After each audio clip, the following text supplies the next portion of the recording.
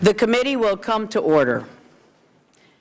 After recognizing myself and the ranking member, Mr. Berman, for 7 minutes each for our opening statements, we will then hear from our witnesses, Deputy Secretary William Burns and Deputy Secretary Tom Nides, no strangers to our committee, and so that we can allow members to question our witnesses directly as soon as possible, we will forego additional opening statements, and instead I will recognize each member for 6 minutes following the presentation by our witnesses. Secretary Clinton was originally scheduled to be here today, but we've had to reschedule her appearance due to the unfortunate injury, from which we all wish her a speedy and healthy recovery.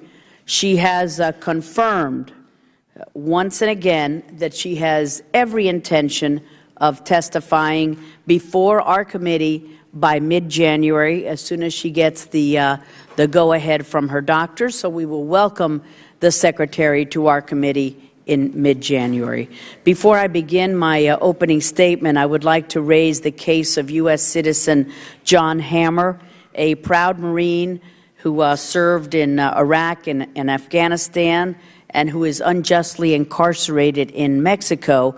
I'm giving you, gentlemen, a bipartisan letter addressed to Secretary Clinton, signed by close to 70 of my House colleagues, asking for the administration's immediate intervention with Mexican authorities to secure John Hammer's release, as well as a letter from John's parents, who are constituents of my district. I thank you, gentlemen. If you could make sure that the Secretary gets it. I'll begin my opening statement. When Secretary Clinton transmitted the report of the ARB, the Accountability Review Board, to our committee, she noted in her accompanying letter that all of us have a responsibility to provide the men and women who serve this country with the best possible security and support. Most of all, she says, it is my responsibility as Secretary of State. Tragically, the department did not meet its responsibility to our personnel in Libya. The lethal attack on our diplomatic mission in Benghazi was not the result of a protest against an obscure video, as was initially claimed. Instead, and as the evidence makes clear, the attack was coordinated and carried out by terrorists targeting U.S. personnel. After the attack that killed Ambassador Stevens, Seth Smith, Tyrone Woods, and Glenn Doherty, the Secretary of State convened an ARB, which is required by statute due to the fatalities at the post. The ARB states that the attacks on our U.S. mission in Benghazi on September 11th of this year were, and I quote, terrorist attacks. Contrary to initial assertions by the Obama administration, the ARB states that the attacks were security-related and did not involve a protest prior to the attacks, which were unanticipated in their scope and intensity. Dispatches from the command center of the State Department's Bureau of Diplomatic Security on the day of the attack clearly reported it as a terrorist event. Yet officials in Washington refused to recognize and label the attack both during and after September 11th for what it was. The ARB finds that the failures in leadership and management reached senior levels and resulted in a security posture at the diplomatic compound that was inadequate for Benghazi and grossly inadequate to deal with the attack that took place. This was not the result of insufficient information nor lack of warning. As the ARB clearly states, the responsible officials at the State Department overlooked mounting evidence that the security situation in Benghazi was deteriorating. They ignored the series of attacks against Western interests in the months and weeks leading up to 9/11 and failed to respond to the urgent requests and pressing needs of those on the ground. Given the extensive series of Emergency Action Committee reports and diplomatic security spot reports that indicated that the security situation in eastern Libya was going from bad to worse, why was the State Department unprepared for an assault there, especially on the anniversary of the worst terrorist attack in United States history? The report provides the beginning of an answer when it states that there was a pervasive realization among personnel who served in Benghazi that the special mission was not a high priority when it came to security-related requests. If security was not a priority, just what was the priority of the State Department in Libya and in Benghazi in particular?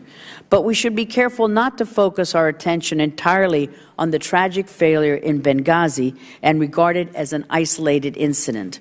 One cannot look at the evidence and conclude anything other than that it was a systematic failure with far broader and more worrisome implications.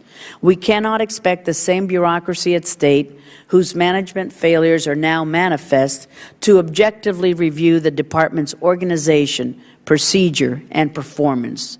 Nor can we have any confidence in their assessment of what went wrong and what actions are needed to prevent a repeat. Unfortunately, the closer one looks, the more troubling the situation is, and the resignation yesterday of Eric Boswell, Charlene Lamb, and Raymond Maxwell should not shift our attention from the broader systemic failures at the State Department bureaucracy in Washington that this report has clearly revealed. Why, for example, has State ignored the longstanding recommendation of the Government Accountability Office that the Department perform a strategic review that will enable it to adequately plan and carry out the necessary security mission for our diplomats abroad? Using the ARB as a guide, our priority must be to uncover the root causes of this tragedy and ensure that all necessary actions are taken to prevent a recurrence. I know that there will be an attempt to shift the responsibility for this tragedy to a shortage of resources. Requests for more money are a familiar refrain in previous State Department ARB reports. But budgetary constraints were not a factor in the Department's failure to recognize the threats and adequately respond to the situation in Benghazi. The problem was and is about misplaced priorities. If the State Department intends to blame its long string of failures on inadequate funding, then perhaps it should take a closer look at the money that is being lavished on global climate change, culinary diplomacy programs, and other favored projects. This money could have been used for providing diplomatic security, including hiring additional personnel and providing them with adequate equipment and training. This report and this hearing are just the beginning of our efforts to provide the American people with answers as to why this tragedy occurred and how to protect our diplomats and other personnel serving overseas from unnecessary risks in the future. For in their devotion to duty, these brave men and women are putting their lives on the line for us, and we on this committee and in this Congress have no less a duty to them. I yield back the balance of my time, and I'm pleased to yield to my good friend, the Ranking Member, Mr. Berman of California. Well, thank you very much, Madam Chairman, for convening this hearing to continue our examination of how we should give our government officials serving around the world the necessary protection to carry out their jobs. First, I'd like to wish Secretary Clinton, as you have, a speedy recovery and hope she gets some well-deserved rest. As she nears the end of her service as Secretary of State, I think it is an appropriate time to recognize the strong and steadfast leadership she has demonstrated over the past 4 years. Among her many achievements, she has put the problems of women and girls in the forefront and helped make their voices heard around the world. The Secretary has brought needed attention to the dangers of repressive governments, including through her important emphasis on Internet freedom. She initiated the Quadrennial Diplomacy and Development Review to improve the work of our international affairs agencies, and she has been a leading advocate for the use of smart power, which advances the role of diplomacy, international alliances, multilateral institutions, public-private partnerships, and foreign assistance in protecting our national security. We're fortunate today to have two people who have worked closely with her to make all these accomplishments possible, Deputy Secretaries Bill Burns and Thomas Nides. I thank you both for your service and appreciate your willingness to be here today.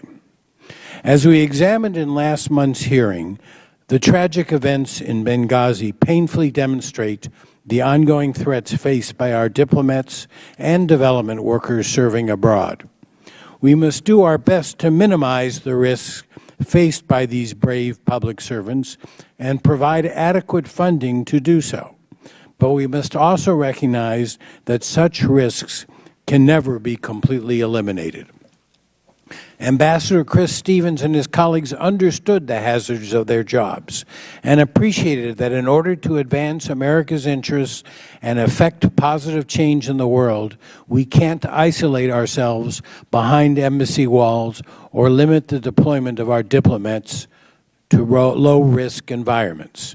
It's important that we meet with the Afghan village elder, work with the Yemeni school teacher, assist the female activist in South Sudan. One of the reasons Ambassador Stevens traveled to Benghazi was to open an American corner, a place where average Libyans could go to learn more about the United States and American values. At last month's hearing on Benghazi, Ambassador Ronald Newman framed the issue well.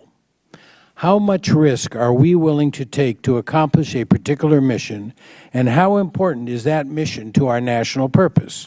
In high-risk environments, our policymakers must ask and answer these difficult but necessary questions. In some cases, the benefits will outweigh the danger. In other cases, they may not. The Accountability Review Board, chaired by Ambassador Thomas Pickering, just submitted its report this week.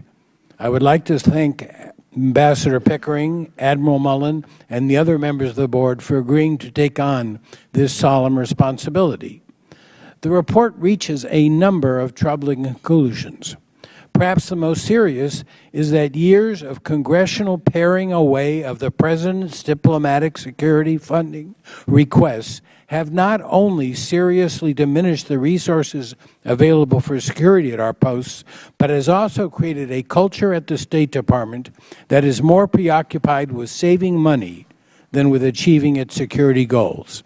The repeated rejection of requests for security upgrades at the mission in Benghazi is, some would argue, a manifestation of this culture. The report also notes that a failure of leadership in the bureaus of Near Eastern Affairs and diplomatic security significantly contributed to inadequate security at the Benghazi mission. This bureaucratic breakdown included a lack of shared responsibility, resulting in stovepipe decisions on policy and security rather than a holistic approach. I'm pleased that Secretary Clinton has announced that the State Department is already beginning to implement all of the ARB's recommendations and take additional steps to address security concerns. For example, she recently named the first ever Deputy Assistant Secretary for high-threat posts in the Diplomatic Security Bureau. That will ensure that missions located in high-risk areas like Libya and Yemen get the bureaucratic attention they deserve. The Department has also submitted the increased security proposal, which would boost the number of diplomatic security personnel and give them greater capabilities. It would also provide enhanced security at older facilities while accelerating construction at posts in high-threat areas. In addition, it would call for an increase in the number of Marine Security Guard detachments, which, among other things, are responsible for protecting classified information. In reviewing this and other proposals, we must carefully consider how best to mitigate the risks faced by the brave men and women who serve the United States around the world, while at the same time preserving their ability to do their jobs in a way that promotes America's national interest. Thank you, Madam Chairman. Thank you, Mr. Berman, for your statement. Now I would like to introduce our witnesses. William J. Burns holds the highest rank in the Foreign Service, Career Ambassador, and became Deputy Secretary of State in July of 2011. He is only the second serving career diplomat in history to become Deputy Secretary.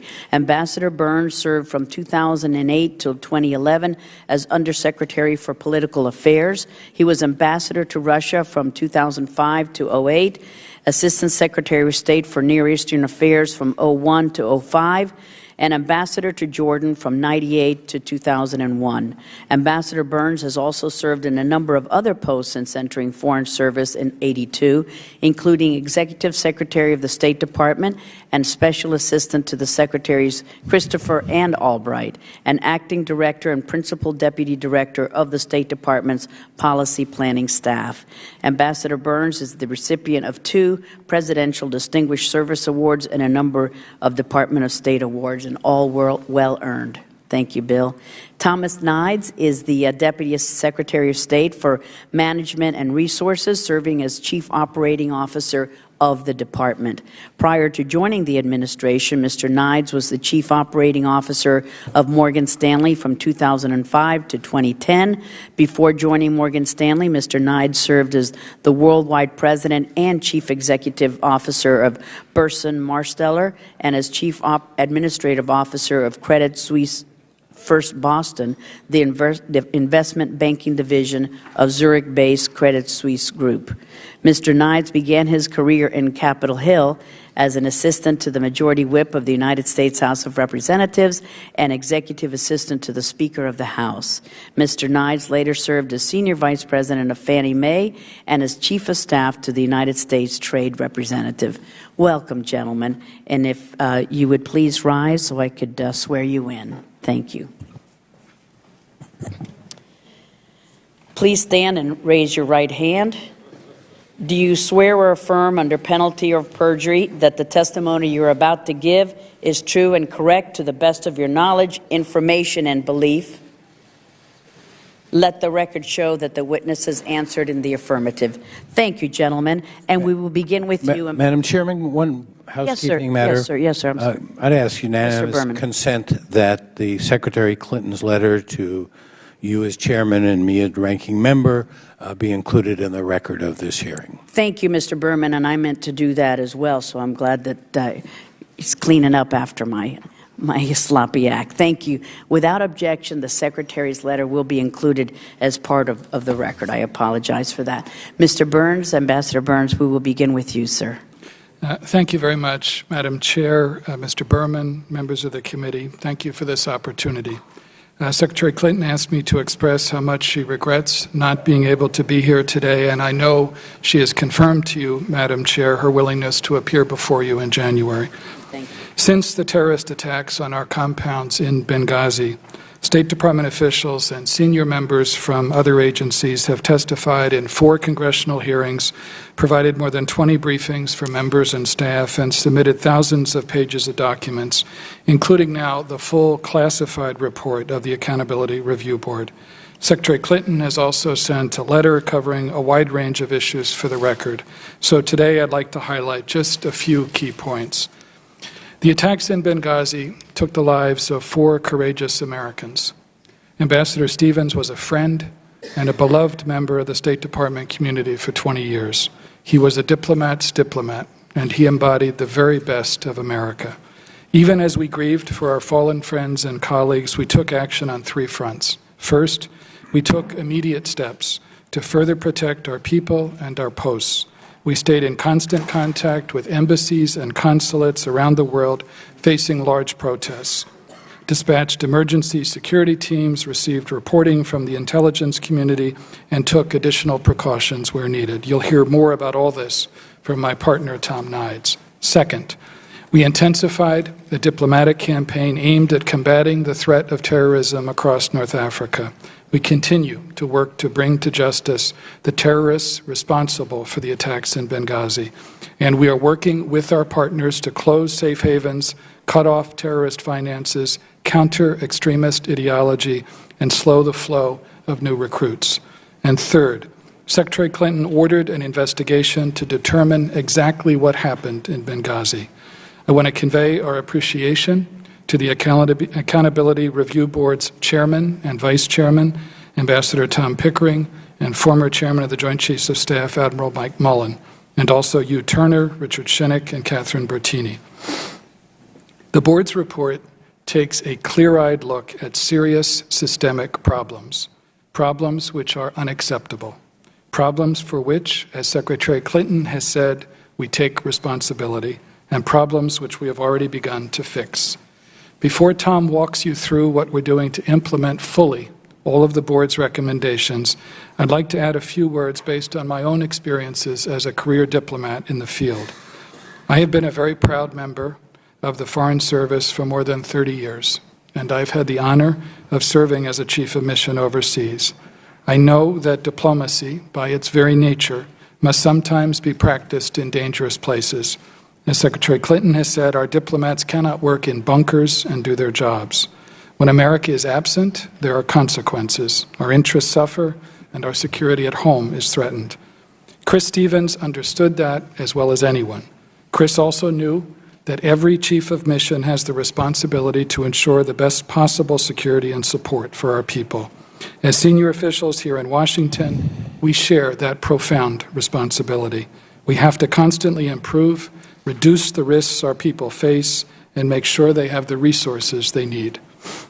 That includes the men and women of the State Department's Diplomatic Security Service. I have been deeply honored to serve with many of these brave men and women. They are professionals and patriots who serve in many places where there are no Marines at post and little or no U.S. military presence in country. Like Secretary Clinton, I trust them with my life. It's important to recognize that our colleagues in the Bureaus of Diplomatic Security and Near East Affairs and across the department, at home and abroad, get it right countless times a day for years on end in some of the toughest circumstances imaginable. We cannot lose sight of that. But we learned some very hard and painful lessons in Benghazi. We are already acting on them. We have to do better. We owe it to our colleagues who lost their lives in Benghazi. We owe it to the security professionals who acted with such extraordinary heroism that awful night to try to protect them. And we owe it to thousands of our colleagues serving America with great dedication every day in diplomatic posts around the world. We will never prevent every act of terrorism or achieve perfect security, but we will never stop working to get better and safer. As Secretary Clinton has said, the United States will keep leading and keep engaging around the world, including in those hard places where America's interests and values are at stake. Thank you very much. Thank you, sir. Mr. Nides. Madam Chairman, Congressman Berman, members of the committee, I also thank you for this opportunity. I want to reiterate what Bill has said. All of us who have had the responsibility to provide the men and the women who serve this country with the best possible security and support. From the senior department leadership setting the priorities, to the supervisors evaluating the security needs, to the Congress appropriating sufficient funds, we all share this responsibility. Secretary Clinton has said that as Secretary of State, this is her greatest responsibility and her highest priority. Today I will focus on the steps we are taking at Secretary Clinton's direction and will continue to take. As Bill said, the board report takes a clear-eyed look at the serious systemic problems for which we take responsibility and that we have already begun to fix. We are grateful for the recommendations from Ambassador Pickering and his team. We accept every one of them, all 29 recommendations. Secretary Clinton has charged my office with leading the task force that will ensure that the 29 are implemented as quickly and as completely, and to pursue steps above and beyond the board's report. The Undersecretary of Political Affairs, the Undersecretary for Management, the Director General of the Foreign Service, and the Deputy Legal Advisor will work with me to drive this forward. The task force has already met to translate the recommendations into about 60 specific action items. We've assigned every single one of responsible bureau for immediate implementation, and several of them will be completed by the end of the calendar year. Implementation of each and every recommendation will be underway by the time the next Secretary of State takes office. There will be no higher priority for the Department in the coming weeks and months. And should we require more resources to execute these recommendations, we will work closely with the Congress to ensure that these needs are met. And as I said, Secretary Clinton wants to implement the ARB findings and to do more. So let me offer some very clear specifics. For more than 200 years, the United States, like every other country around the world, has relied on host nations to provide the security for our embassies and consulates. But in today's evolving threat environment, we have to take a new, harder look at the capabilities and the commitments of our hosts. We have to re-examine how we operate in places facing emerging threats, where national security forces are fragmented or maybe weak. So, at Secretary Clinton's direction, we moved quickly to conduct a worldwide review of our overall security posture with particular scrutiny on the number of high-threat posts. With the Department of Defense, we deployed 5 interagency security assessment teams made up of diplomat and military security experts to 19 posts and into 13 countries, an unprecedented cooperation between the departments at a very critical time. These teams have provided a roadmap for addressing emerging security challenges. We're also partnering with the Pentagon to send 35 additional detachments of Marine security guards. That's about 225 Marines to medium and high threat posts where they will serve as a visible deterrence to hostile acts. This is on top of the approximately 150 detachments we already deployed. We're aligning resources in our 2013 budget request to address physical vulnerabilities and reinforce structures wherever needed to reduce the risk from fire. And let me add, we may need your help in ensuring that we have the authority to streamline the usual processes that produce faster results. We're seeking to hire more than 150 additional diplomatic security personnel, an increase of 5%, and to provide them with the equipment and training that they need. And as the ARB recommended, we will target them squarely at securing our high-threat posts. I want to second Bill's praise for these brave security professionals. I've served in this department for only 2 years, having come from the private sector. However, as I've traveled to places like Iraq, Afghanistan, and Pakistan, I've seen firsthand how these dedicated men and women risk their lives. We all owe them a debt of gratitude, and as they go to work every day to protect more than 275 posts around the world. And as we make these improvements in the field, we're also making changes here in Washington. We've named the first ever Deputy Assistant Secretary of State for high-threat posts within the Bureau of Diplomatic Security. We're updating our diplomatic procedures to increase the number of experienced and well-trained staff serving in those posts. And we are working to ensure that the State Department makes decisions about where our people operate in the ways that reflect our shared responsibility for our security. Our regional assistant secretaries were directly involved in our interagency security assessment process, and they will assume greater accountability for securing their people and posts. We'll provide this committee with detailed reports every step we're taking to improve our security and implement the board's recommendation. We look to you for the support and guidance as we do this. Obviously, part of this is about resources. We must equip our people with what they need to deliver results and safety, and we'll work with you as the needs arise. But Congress has a bigger role than just that. You have visited our posts, you know our diplomats on the ground and the challenges that they face. You know our vital national securities are at stake and that we're all in this together. We look forward to working with you.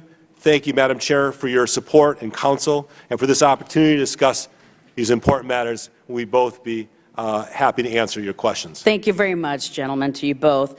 And I would suggest that at the very least the President appoint an Inspector General from outside the state bureaucracy to ensure that the recommendations are adequately implemented.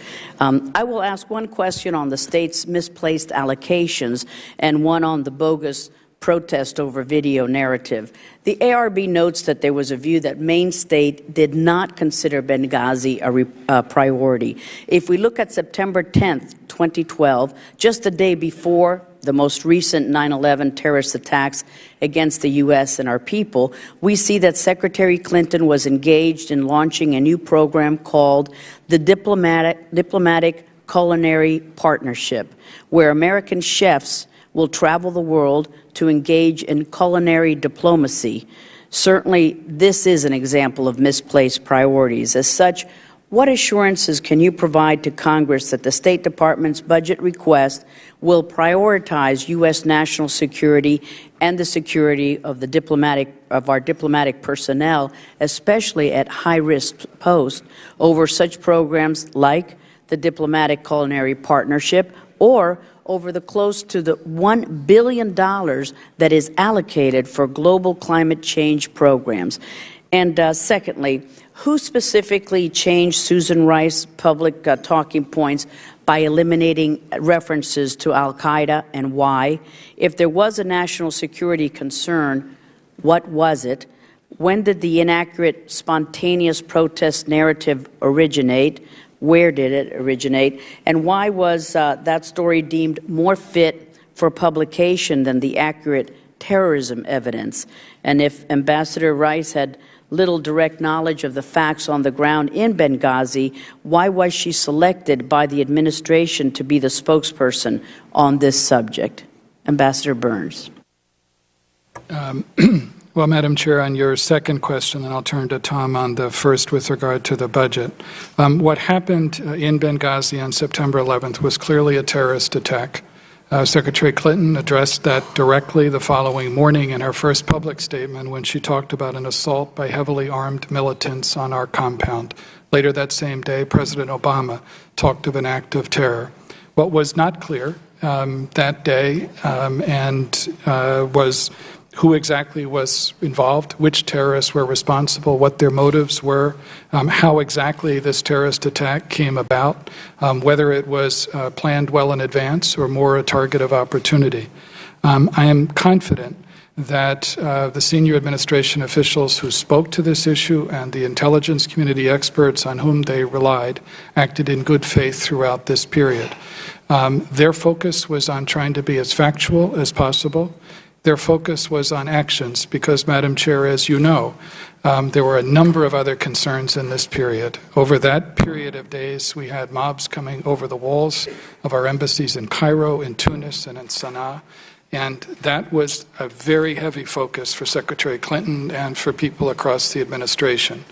As we were able to clear up the inaccuracies in the original assessments, because as the ARB points out, there was no protest or demonstration before the attack took place. But it did take the intelligence community some days to determine that that was inaccurate as they debriefed the survivors of the attack on Benghazi. I'm sure our colleagues in the intelligence community wish that they could have cleared up those inaccuracies sooner, and they did it as quickly as they could, and then were in direct touch with the Congress and briefed you on it. Madam Chair, as you are well aware, not only have I spent in the last 2 years up here daily making sure that we have the resources for the men and women who support the State Department. There's no one that cares more about this than I do is Secretary Clinton, who has spent tireless hours making sure that every dollar, and I mean every dollar, that we use for taxpayers are used effectively.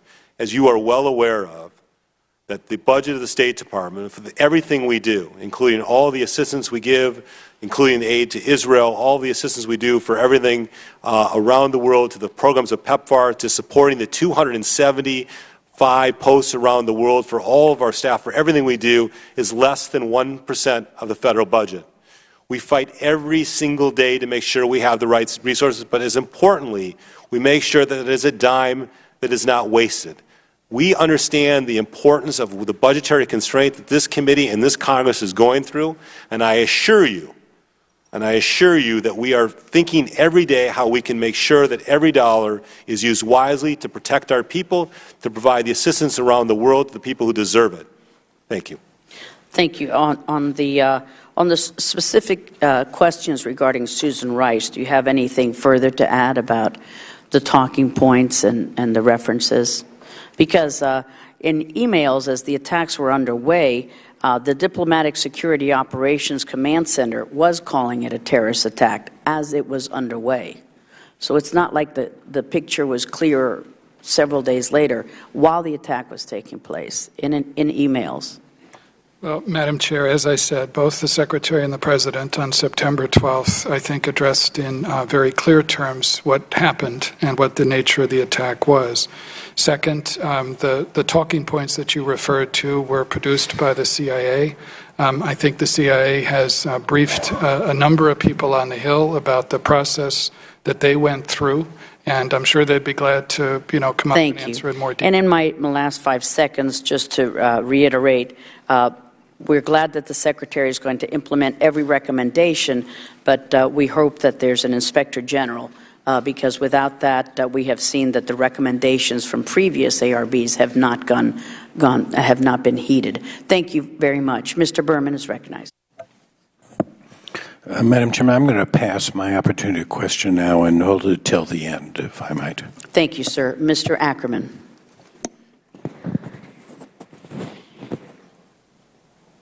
Thank you, Madam Chairman, very much. Thank you, Mr. Berman. Thank you for your extraordinary service. And you certainly are going to be one that's going to be missed around these meeting rooms. This might be my final 6 moments to speak in my 30-year career here. And I want to first start by apologizing to the Deputy Secretaries, because you have been brought here as a ruse. We were being used as foils to the conflicting intentions of some people on our committee and others in Washington for partisan political purposes. And I'm not here really to explain how we can work together more cooperatively as Americans to make things better.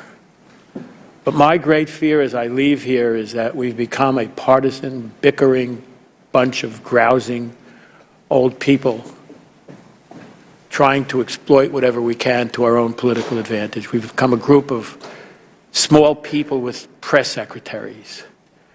We become people who want to exploit any kind of national calamity to our political advantage of our party. And the public is sick and tired of it, as they should be. We need 2 viable political parties in this country to make our democracy work. We need 2 at least distinct parties explaining their viewpoints and their values and their road to our collective success, and put choices before the American people. And to my friends on the other side, I would like to suggest that you re-examine your approach, because I thought, in my personal, individual opinion, that the voters didn't reject your policies. They rejected your attitude. We should be working together and not at cross purposes. We should respect everybody in our government for the good efforts that they put forth, including, especially the President of the United States, and not refer to him in such vile terms. Trying to take down and disqualify an administration as being illegitimate. Trying to quibble around here on this particular issue of the narrative rather than how we work together to make things better, to quibble over somebody said a particular word or didn't use the right word, rather than figure out how to avoid the mistakes that might have been made to not lose American lives on into the future. That's what we should be doing together as Americans. Anything less is demeaning to the process and to ourselves as good, decent human beings. We have much more to offer than that. And I would suggest that derogatorily looking at the Secretary of State, who has worked herself to the bone, to the point of dehydration and exhaustion, of traversing the globe, teaching cooking classes or some nonsense, rather than doing things that are serious, does a disservice to the job that she has done in the name of all of us. Certainly, she's a qualified individual who can both cook and talk policy at the same time and try to bring the peoples of the world together with a respect for the United States and what we really stand for and what our values truly are. Sorry if I'm interrupting anybody over there. More has been done in the few short weeks in this administration to try to look into what went wrong than in the previous dozen years. This administration has given a serious look at what has gone on here and has made recommendations that they're looking to implement with our input as quickly as possible instead of our quibbling over nonsense. Instead, we talk about whether or not it was motivated by a video or it wasn't motivated by the video. These are complicated situations, and we have to approach them seriously. More has been done on this particular issue, in which four wonderful lives were lost, than in all of the time in the previous war, the longest war in the history of the country, and not 4, not 40, not 400, but 4,000 lives were lost. And how many heads rolled? How serious did we look into it? Listen, I disagreed with presidents of the United States, but I disagreed as a matter of policy. But once that was our policy, he was still our president, and I still wanted him to succeed, because the failure of a president is the failure of the nation. Disagree with the policy. But once it's the policy, try to make it work, try to make it better, rather than to try to bring down an administration and to quibble and fight.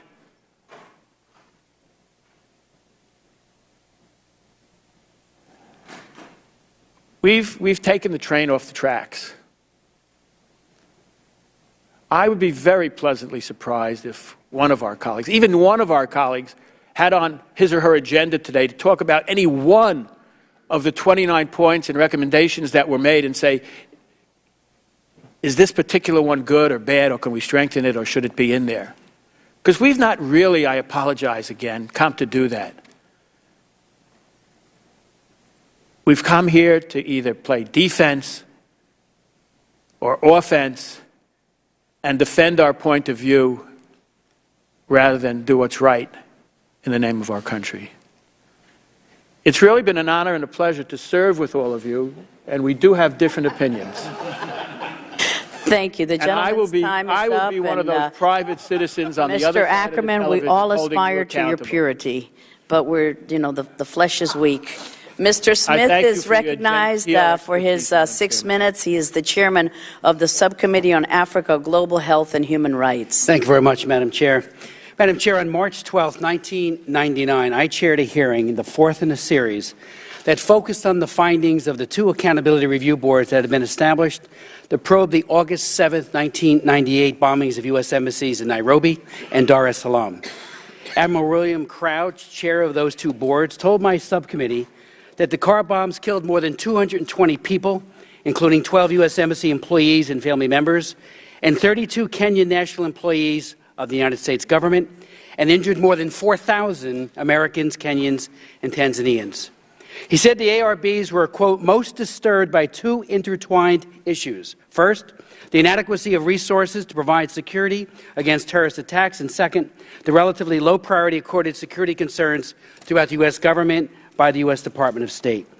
Admiral Krauss sat in 1999, right where Secretary Burns and Nides sit, and said, in our investigations of the bombings, the boards were shocked how similar the lessons were to those drawn by the Bobby Inman commissions some 14 years ago, close quote. Of course, that was in 1985. In direct response to Admiral Krauss' recommendations, I sponsored a bipartisan law, the Secure Embassy Construction and Counterterrorism Act of 1999, that authorized $4.5 billion over 5 years for the acquisition of U.S. diplomatic facilities and residence and other structures located in close proximity of such facilities, and provide major security enhancements to U.S. diplomatic facilities. That law beefed up security requirements for U.S. diplomatic facilities, including threat assessments, emergency action plans, security environment lists, threat lists, site selections, perimeter distance, the setbacks, crisis management training, diplomatic security training, rapid response procedures, storage of emergency equipment, and increased anti-terrorism training in Africa. I read the new ARB, and it almost says the exact same thing. Bipartisan appropriations bills since 1999 have funded the Department of State's Bureau of Overseas Building Operations, has completed 95, at least 95, new diplomatic facilities, and has an additional 40 projects in design or construction. So much has been done. Obviously, we can always do better. I would note, parenthetically, that there are now at least 3,114 diplomatic security personnel In 1998, there were less than 1,000 security specialists. That's a threefold increase, and that is significant. We need more, perhaps, but that is significant. So when it comes to resources, and of course, as I said, we can always do a better job, authorities and funds have been increased to systematically boost worldwide U.S. Embassy security over the past dozen years. Of particular concern is the fact that the Benghazi ARB, chaired by Ambassador Pickering, seems to make nearly identical points, using language that, and I read them side by side again last night, that are almost verbatim to the boards that were chaired by Admiral Crow. The Pickering ARB cites systemic failures in leadership and management deficiencies at senior levels within two bureaus of the State Department. Admiral Crow's ARB said, and I quote, "The boards found that intelligence provided no immediate tactical warnings of the August 7th attack." Ambassador Pickering's ARB said, "The board found that intelligence provided no immediate specific tactical warning of the September 11th attacks." I would point out to my colleagues that according to the New York Times, and this is a quote, in the spring of 1998, Prudence Bushnell, the U.S. ambassador to Kenya, sent an emotional letter to Secretary of State Madeleine Albright begging for the Secretary's personal help. The January 9, 1999 Times article said that Ms. Bushnell, a career diplomat, had been fighting for months for a more secure embassy in the face of mounting terrorist threats. Secretary Albright, the New York Times reports, took no action. And 3 months later, on August 7th, the American embassies in Tanzania and Kenya were simultaneously bombed by car bombs. The Pickering Benghazi ARB found that the number of Bureau of Diplomatic Security staff in Benghazi on the day of the attack and in the months and weeks leading up to it was inadequate, despite repeated requests from Special Mission Benghazi and Embassy Tripoli for additional staffing. The Pickering report says that there was a pervasive realization among personnel who served in Benghazi that it was not a high priority. So my questions, a couple of questions, three of them. In the lead up to the attacks, were President Obama, Vice President Biden, or Secretary Clinton aware of the repeated requests for upgrades? Secondly, why weren't President Obama and Vice President Biden and Secretary Clinton interviewed by the Pickering ARB? How can one examine all the circumstances without interviewing the very top leadership? And finally, in 1999, Admiral Crow released a list of over 100 individuals interviewed. Has the Benghazi ARB list of interviewees been made public? I yield. I'd be glad to start, Mr. Smith, and then turn to Tom. On your first two questions, to the best of my knowledge, the specific security requests that were made, as you mentioned, from Benghazi as well as from Embassy Tripoli, did not get as far as Secretary Clinton. You'd have to direct the other question to the White House, but with regard to Secretary Clinton, I believe that's accurate to say. Second, I'm sorry, your second question?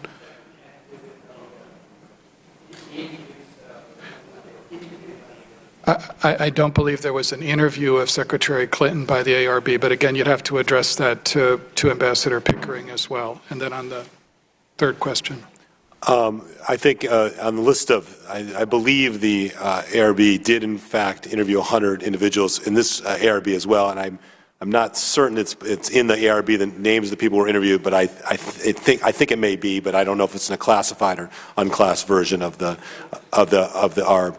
I would like to also point out, Congressman, which you made a very good point about the ARB in 1998 after the Kenyan bombings. One of the recommendations was, which you pointed out, which is to begin funding the construction of consulates and embassies at a pace of about 10 a year. That was a decision of the bipartisan board. They allocated at the time in 1999 about $1.5 billion, which would pay for in 1998 dollars about 10 a year. Unfortunately, that has now dropped to $700 million. Thank you. And we're only doing now 2 embassies a year. Thank you so much. Thank you, Mr. Smith, and thank you to the witnesses. Mr. Sherman, the ranking member on the Subcommittee on Terrorism, Nonproliferation, and Trade is recognized. I want to identify myself with the comments of the ranking member, particularly his recognition of Secretary Clinton's service to our country over the last 4 years. I want to identify myself with the comments of the gentleman from New York, particularly his call for us to rise above partisanship. We're now focused on diplomatic security. We've lost 11 diplomats in the 10 years before Benghazi, and our focus on diplomatic security was modest. But now it becomes the preoccupation of this committee and a preoccupation of foreign policy, those concerned with foreign policy nationwide. Why now? Well, partly because this time we lost an ambassador and a great man. But mostly it's because now Benghazi is not just a loss of diplomats, we've lost 11 before, but because now there's partisan advantage to be sought by one side or the other. This incident in Benghazi was important, but is it really more important than the North Korean nuclear program? Is it really more important than many of the other subjects that have not been the subject of so many hearings of this committee? We've now decided to focus on diplomatic security in part because we can blame one party or the other. We can blame the State Department for not allocating its resources to diplomatic security or blame the Republican Congress for not appropriating enough. We should do more for diplomatic security. The State Department should follow its own procedures, and we haven't done so. But we'd like to believe in a world that is subject somehow to our control, that if we just do the right thing, everything will turn out right. This is not the case. We are not that powerful, and the world is not made up that way. The fact is that bad things are going to happen to good people even if we are prudent and careful. And ultimately, the security of our diplomatic personnel depends not on our own actions, but on the host country. Ambassador Burns, just for illustration here, even if we had twice the size of the diplomatic security detail, can you be certain that our ambassador would have survived? I'd just make two comments, Mr. Sherman. First, the security of our diplomats overseas has been a preoccupation of the Department of State throughout the 30 years I've served in the Foreign Service, and it is a priority. We clearly fell down on the job with regard to Benghazi, but we need to re-energize our efforts and be relentless in implementing the recommendations that are made in this accountability. Ambassador, if you could just comment on the question. Second, if we had doubled the security effort there. The Accountability Review Board addressed the issue. It talked about two areas of inadequacy. One of them was staffing, and in the Accountability Review Board report, they indicate that it's not certain that that one or two additional diplomatic security agents would have made a difference in the outcome. So I think I want to get into some other issues. Obviously, the real responsibility for this heinous crime is on the perpetrators, but a big chunk of the responsibility is on the Libyan government, a government that never purged itself of its jihadist elements, a government that viewed Gaddafi as the enemy, but doesn't necessarily view the Libyan Islamic Fighting Group as the enemy, doesn't wage war against Ansar al-Sharia. This is the government upon whom our diplomats' lives are dependent. We have a tendency in this country to view everything as good guy and bad guy. So since Gaddafi was the bad guy, in his last few years, perhaps not as bad, since the State Department, we blocked it here, wanted to provide U.S. taxpayer money to charities controlled by Gaddafi's children. He had gotten a little better. But we want to cast things as good guy, bad guy, and so since Gaddafi was the bad guy, we want to view the Libyan government as entirely the good guys. The fact is, this is a government that is a coalition that includes, or at least countenances, some of the most evil jihadist elements imaginable. Ambassador Burns, did the Libyan government allow us, our security detail traveling from Tripoli to Benghazi, to take weapons with them, or did they have to rely on the limited weapons that were available to them in Benghazi? Mr. Sherman, this is on the night of September 11th. This is when the ambassador flew from Tripoli to Benghazi, which I believe was a I day. don't know the answer to that question. I can get it for you. Please do get that, because this is a government that would this has the Libyan government restricted the number of security personnel that we can have on at our diplomatic missions?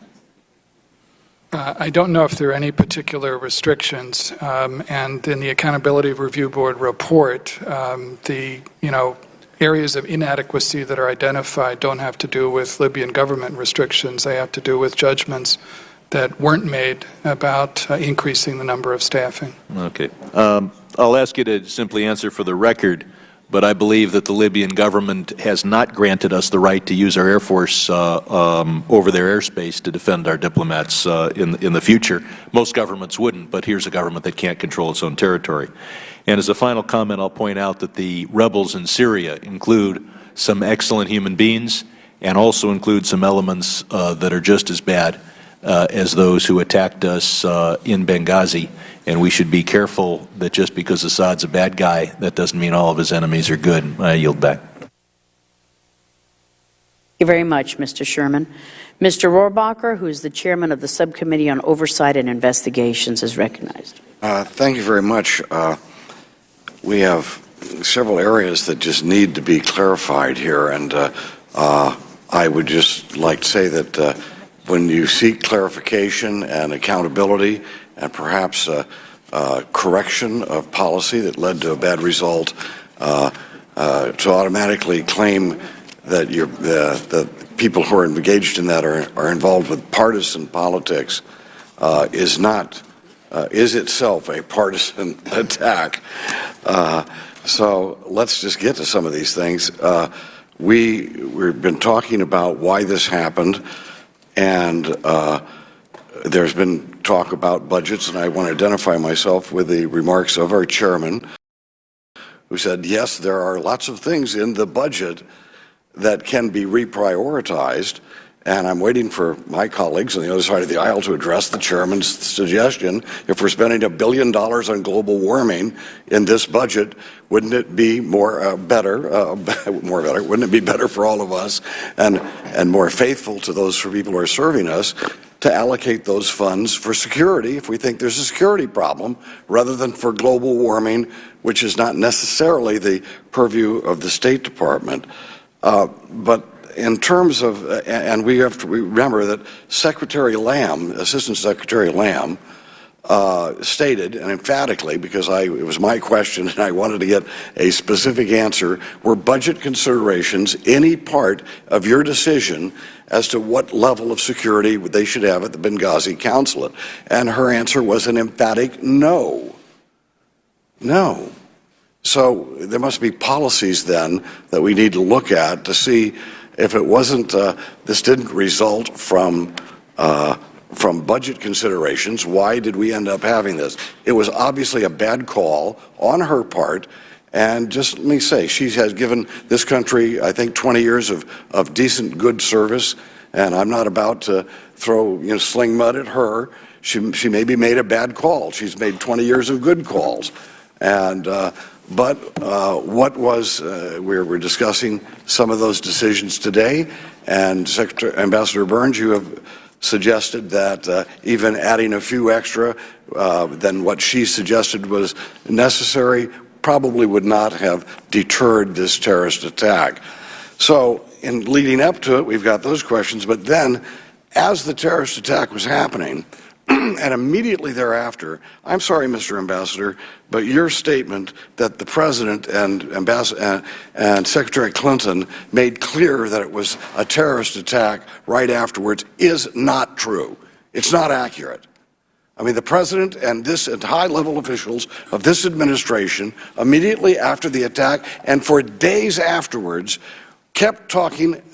An overwhelming part of their discussion of the issue dealt with movie rage about these Muslims being upset about portraying Muhammad in a bad way in some movie on YouTube. A huge amount of their time, and almost nothing was said by them except enough so that you could quote it now, about terrorism and how the deaths there were carried out by professional and very well organized and trained terrorists.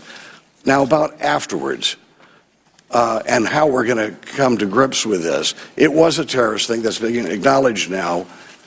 Are we tracking down, as the Secretary of State pledged, are we tracking down these terrorists, finding out who they are? Is that happening now? Yes, sir, it is. We're absolutely committed to using every resource of the U.S. government. And what groups have we found were guilty of this? Well, sir, the FBI is leading the investigation, and I'm sure in a different setting they can brief you on where things stand. All I can tell you is that the State Department is supporting very actively what the FBI is trying to do. I was in Libya in September after the Benghazi attack to push the Libyan leadership to cooperate in the investigation. Our Ambassador Larry Pope, our chargé on the ground in Tripoli, pushes every day. Well, let me ask you a question on this. Tunisia also, Congressman Rohrabacher. Well, it's very easy to go up and ask a government, say, can you cooperate with us? And oh, of course we're going to cooperate. Let me ask you about our own investigation. The night of the attack, obviously our people weren't the only ones killed and wounded. Did our intelligence investigators, our intelligence operatives in that area, manage to go to the local hospitals and to question those people who were coming to the hospitals with bullet wounds that night? I don't know that they were able to that night, sir. Their preoccupation was trying to deal with... Well, what about the next day? Well, sir, as you know, by the next morning, the American personnel in Benghazi had been evacuated to Tripoli. And all of our intelligence operatives were gone and weren't. You know, I'll just have to tell you, I have been reading some of the classified information, and I will just tell you that I do not believe that what we did was adequate and what we are doing now is not adequate to tie this down to specific terrorist organizations. And we should be holding those people accountable and tracking them down and seeking justice for those people who we've lost.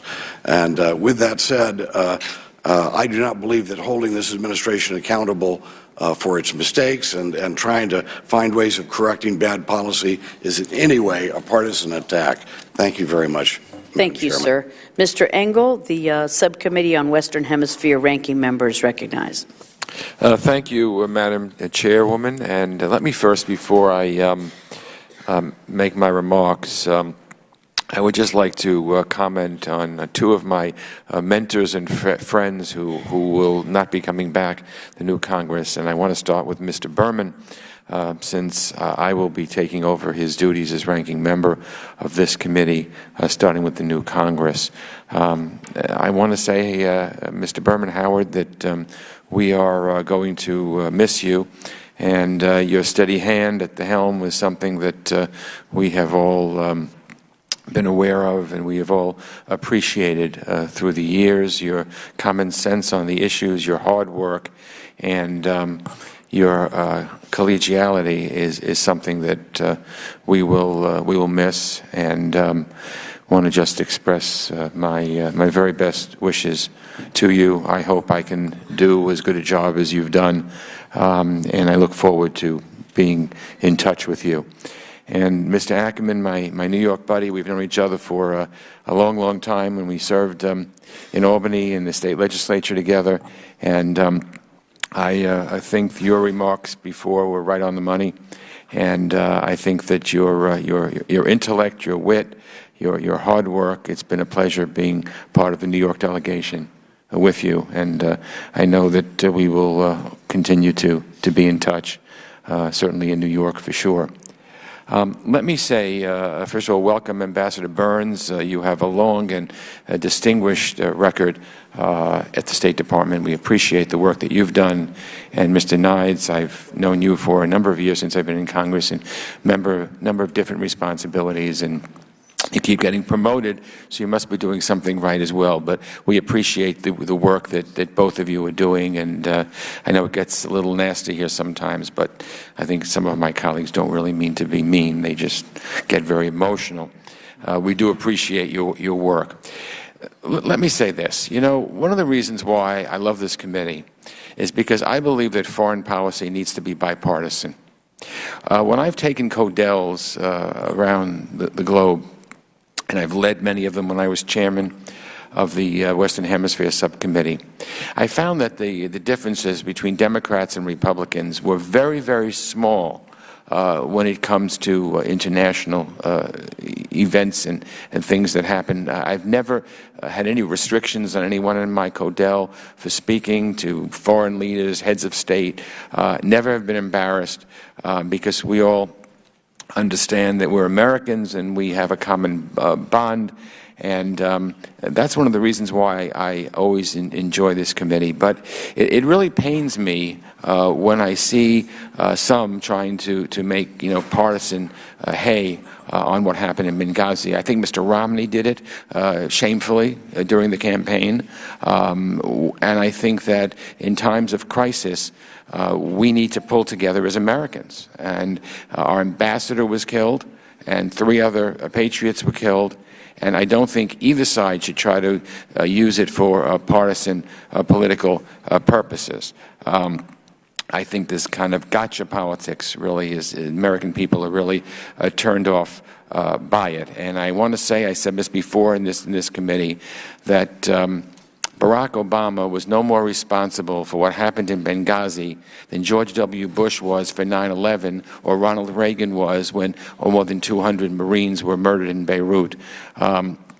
It doesn't happen on anybody's watch. Terrible things happen, and we need to, again, try to fix them. And I look at this report, the Accountability Review Board, as something that makes an attempt to do that. I don't care if the administration officials called it terrorism or didn't call it terrorism, and I've seen things where President Obama used the word terrorism the day after it happened, but that's not important.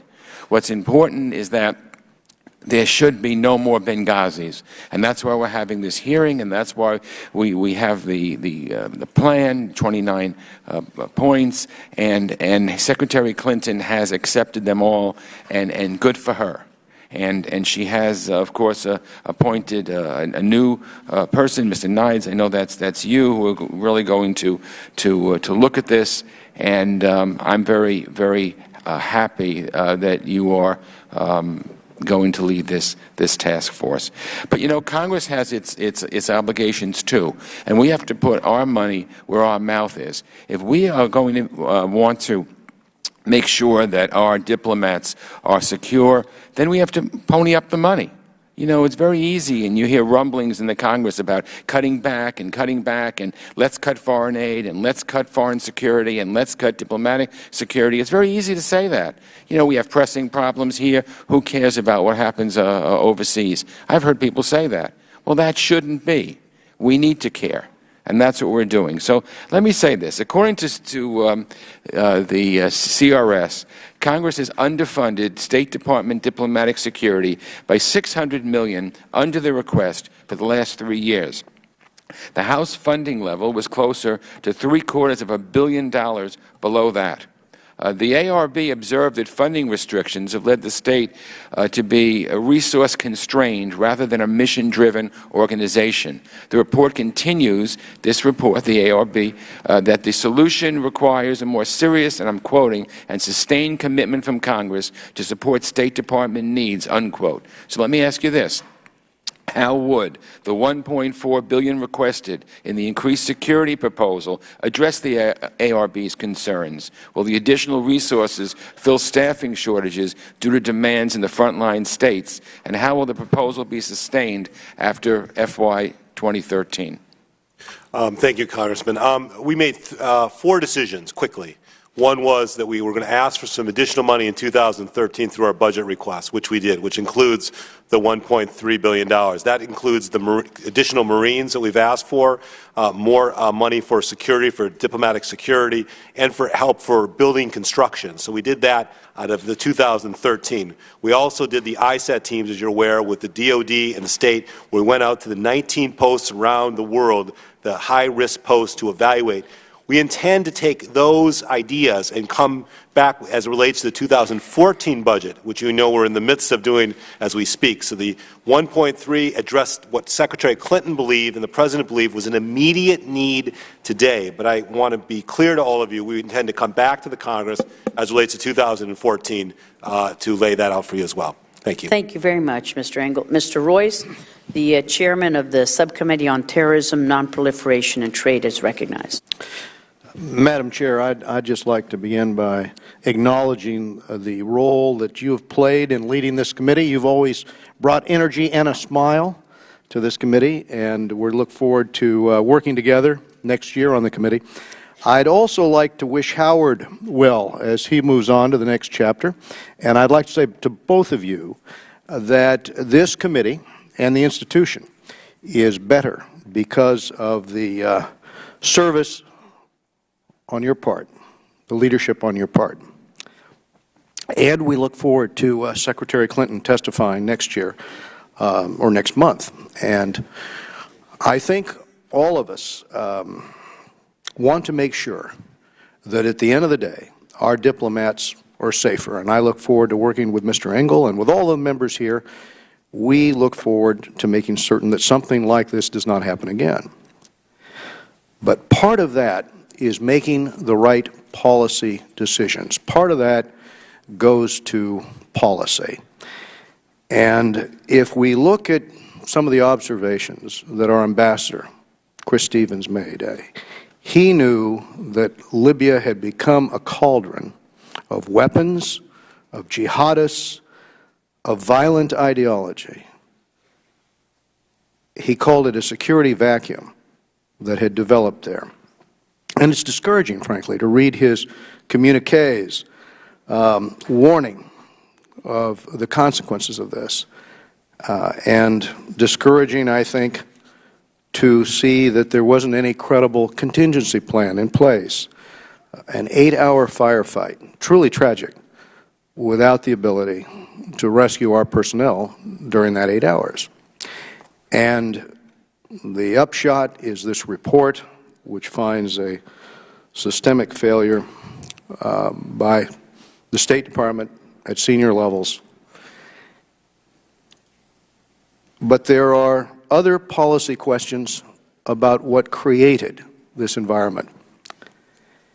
And that security vacuum that we're talking about, that was compounded by certain policy choices that led to this tragic day. Policies that fed this instability in Libya. Here's a recent New York Times headline: U.S.-approved arms for Libya rebels fell into jihadists' hands. And it reports the Obama administration secretly gave its blessing to arms shipments to Libyan rebels from Qatar last year within weeks of endorsing Qatar's plan to send weapons. The White House began receiving reports that they were going to Islamic groups. This was a policy choice on the part of the administration. They decided not to send arms, but to use as a proxy Qatar for this purpose. But in turning the keys over to the Qataris, we were turning it over to someone whose views were diametrically opposed to our own. I remember the Libyan transitional authorities screaming at the time about the militants that the Qataris were picking in this fight, and what those militant jihadists would ultimately do as a result of receiving those arms, of being empowered by Qatar. I was warning the Secretary about this weapons flood from Qatar.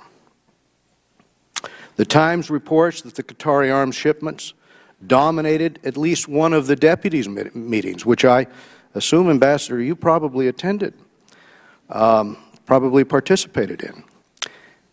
And so I was going to ask you, Secretary Burns, the Accountability Review Board had a narrow focus here. They didn't address some of the larger questions about policy, especially the policy in terms of arms that flooded that area on the part of the Qataris.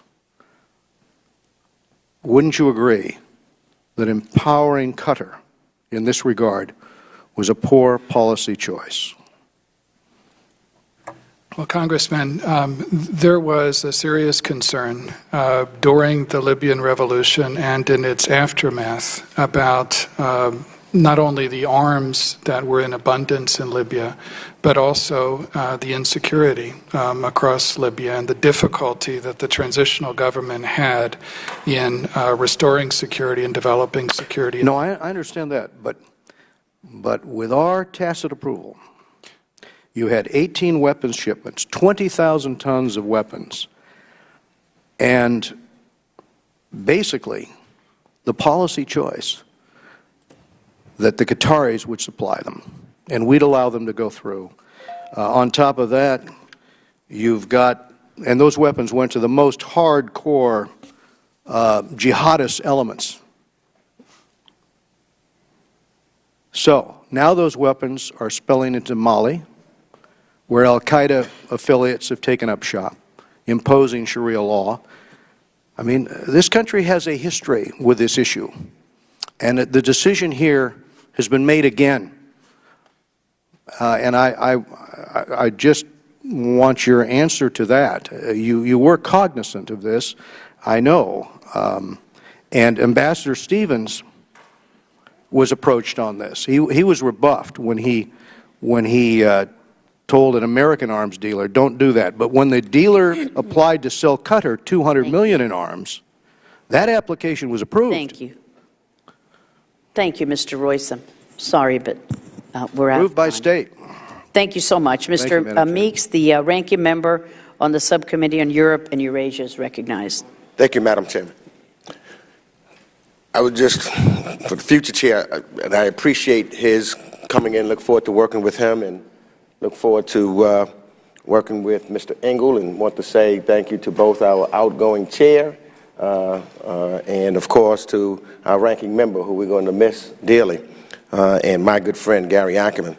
And I just had to follow up with, I know the debate was before when we were talking about Libya, there was the argument that we needed to arm the rebels. Why do we do this without them? That's the same kind of argument that's going on right now in Syria. Some saying that we have to arm the rebels, and so I don't know. But anyways, let me. You know, I've often said that over the years, our diplomats are really the unsung heroes of United States security. They should no longer be unsung. The attacks on our mission in Benghazi should compel Congress to better recognize that our diplomats are critical to our nation's security, and that we must do better to ensure their security.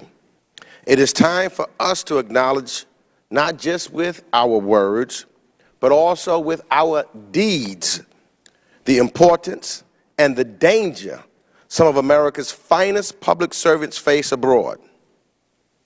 With over 80 high-threat posts operating at any given time, our diplomats are often in the same kind of harm's way as our military is, without the same kind of body armor and firepower to protect themselves. We here in Congress have a role to play in giving them the resources, respect, and attention they deserve.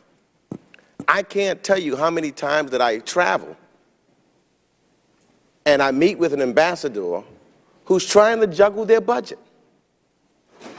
They're trying to figure out, and so oftentimes they want to say, they request, they want to figure out, here's what they have, and they say, if there's one thing that Congress can do for us is to make sure that we have the additional resources, and they do the best that they can to try to stretch that budget as much as they can.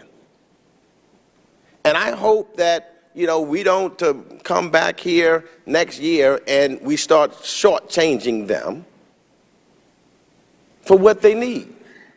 But I very much want to, and I appreciate what the ARB has come forward with. To me, when I look at your report, You coming with facts. You're looking, says, yes, there were some mistakes made, and here's how we're going to correct them. And here's how we want to move forward. The Secretary of State says, I take full responsibility. So there's no ducking and there's no hiding or anything of that nature. And so I would hope that we could move on and ask, and I got a few questions I want to ask. I hope it's in the vein of what Mr. Ackerman was talking about. So, for example, we have focused on Benghazi. I would like to know what was the status, though, before Benghazi in Tripoli. Did we have any additional security in Tripoli? Was there a difference between the kind of security we had? I know one was our just a consulate. The other was the embassy, etc. What was there different requests, etc.? Could you tell me that first? As you know, the mission in Benghazi was a temporary facility. As you know, that is where Chris Stevens started. He felt comfortable there. That was a temporary facility. The facility in Tripoli was our embassy, and it had obviously additional security in Tripoli than we did actually have in Benghazi. It was larger. We had more people there, and obviously there's a ratio between the numbers of people we have and security that were on the ground. So now going, with the debate that we have going on now in Congress, we could have sequestration that takes place. And if sequestration takes place, there's across-the-board reductions. Has there any thought been going, what does that mean to security at our embassies and for our ambassadors? I'm counting on all of you to fix that for us so we don't have sequestration. But if we do, we will have to make some really substantial cuts, and it will hurt. It will hurt not only diplomatic security, but make no mistake, it's not just, as your point, not just Benghazi. We have over 275 posts, embassies and consulates around the world, which dedicated diplomatic security are protecting every day. And 99% of the time, we get it right. We want to be at 100%. But you're absolutely right. We need the resources, and we hope that we won't be facing massive cuts through sequestration, which I know I probably speak for most of you around in this committee that hopes that won't occur as well. Now, in your report, and I don't recall, I think Benghazi was, as you said, was a special mission and had a non-status. Do we deal now with, in any comprehensive manner, with any other missions that we have that has a non-status as opposed to something that has a status? Should it be treated differently? Is that?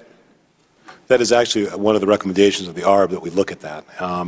It's clearly an issue that we need to describe. There's very few of those types of facilities, but we need to look at it, and we need to look at it. That is one of the reasons the Secretary directed us to take these teams around the most high-risk posts, because it's not just the temporary facilities, but we're dealing with a new normal. So we need to look at each and every one of those posts and make the determination on the security on the ground. Thank you so much, Mr. Meeks. Mr. Shabbat, the chairman of the Subcommittee on Middle East and South Asia, is recognized. Thank you, Madam Chair. I thank you for your work in arranging for this hearing. I know it's been very difficult to get administration witnesses to testify before this committee, not just on this matter, but quite a few other things as well. And your relentless efforts to schedule this hearing are greatly appreciated by a lot of us. I also want to take a moment to thank you and say job well done. I don't know what the committee schedule is going to be for the remaining days of the 112th Congress, and we're not sure how long we're necessarily going to be around. But so in the event that this may be our last formal hearing of the year, I just wanted to commend you for the great service that you performed for this committee and our country as chair of the committee, and to thank you and your staff for the work and the many courtesies that you've extended to both me and the other members and to our staffs on both sides of the aisle. Look forward to continuing to work with you, hopefully for many years to come. I don't want to get into a long thing relative to some of the other comments I've heard from the other side of the aisle, but I have to say that in denouncing alleged partisanship, I've heard some more, I don't know that I've heard more partisan statements from some of my colleagues, many of whom I have great respect for and wish the best in the future, because some will be leaving. But I think what this committee is attempting to do is to find out what went wrong, why, and prevent these types of things from happening again. You know, we lost the lives of 4 very patriotic Americans, and I think it's appropriate for us to look into these matters. You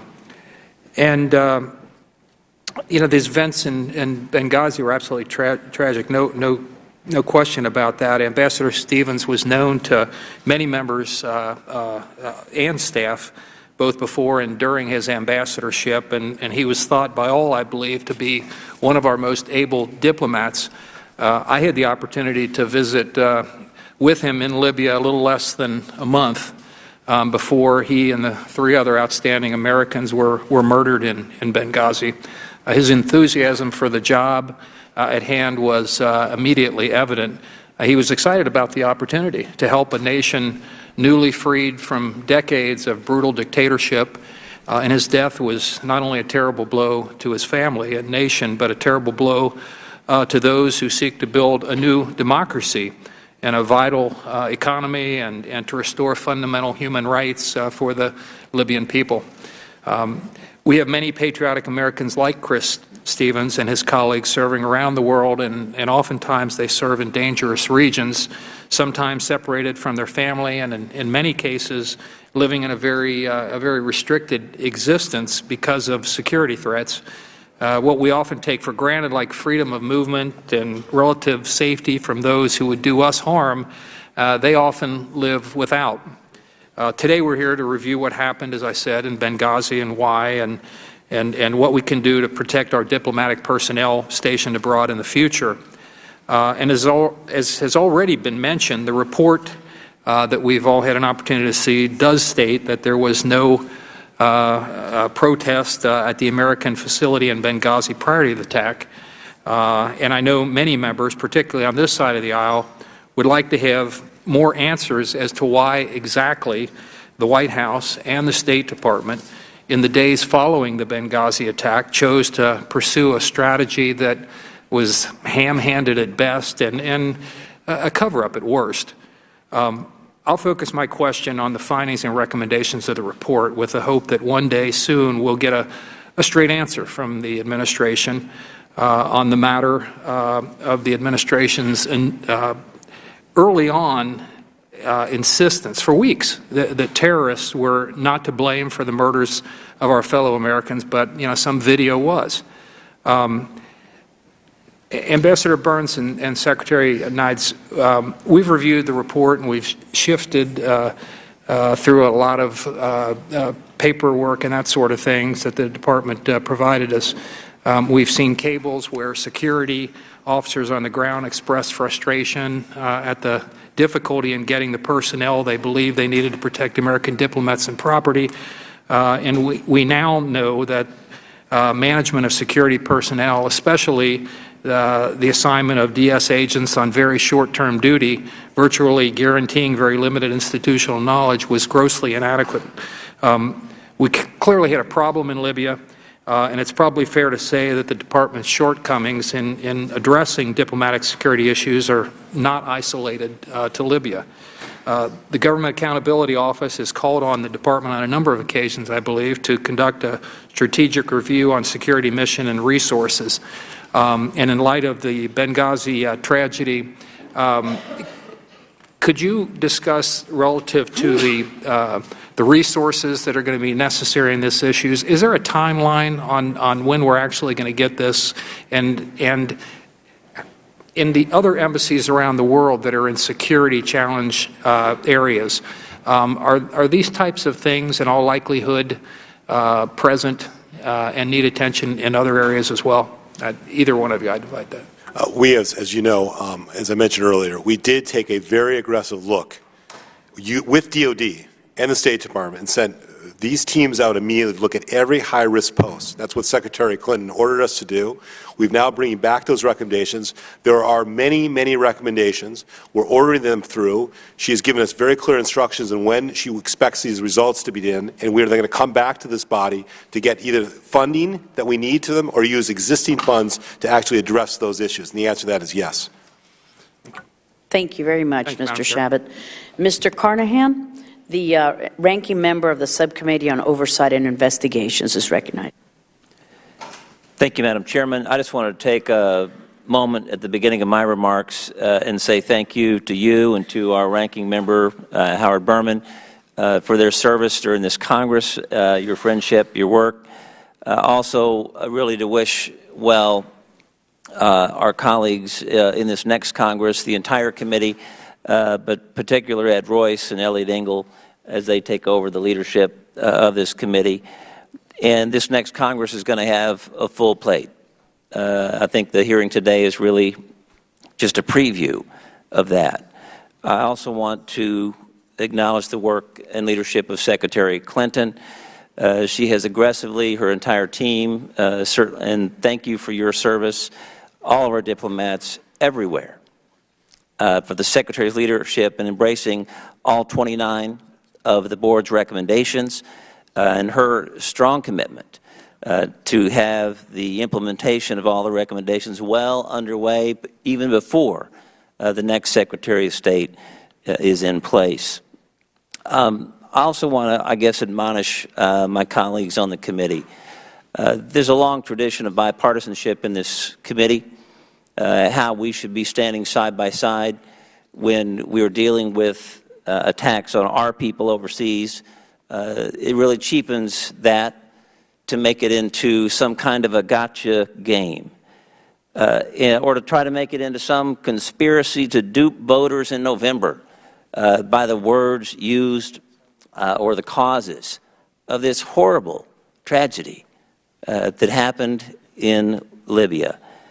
So this is really about, I believe, our foreign policy, the very core interest of our country, how we're seen around the world, our national security, our economic success, our fundamental values. That's what it's about. And it's bigger than Libya. We're going to see this in countries across the globe, country by country, these same kind of repeated challenges. We have to stay focused on that. Let's not backslide into pettiness from either side. Let's really focus on what needs to be done. And I guess for our witnesses here today, really just two quick questions. Because of this very changing nature and these increased demands that we're seeing, is there any additional country-specific criteria the State Department is considering to determine these additional security needs at our post? And secondly, what steps should be taken with host countries to honor commitments to the Vienna Convention to ensure that it is not an impediment to our security and to guarantee better the safety and security of our diplomats? So let me just answer the first question. As I pointed out in my testimony, for 200 years we've relied on the Vienna Convention, and that is something that we have to continue to rely upon, and if we don't, we can't be in many of these places, because at the end of the day, we cannot provide our own security enough to protect ourselves in these host governments.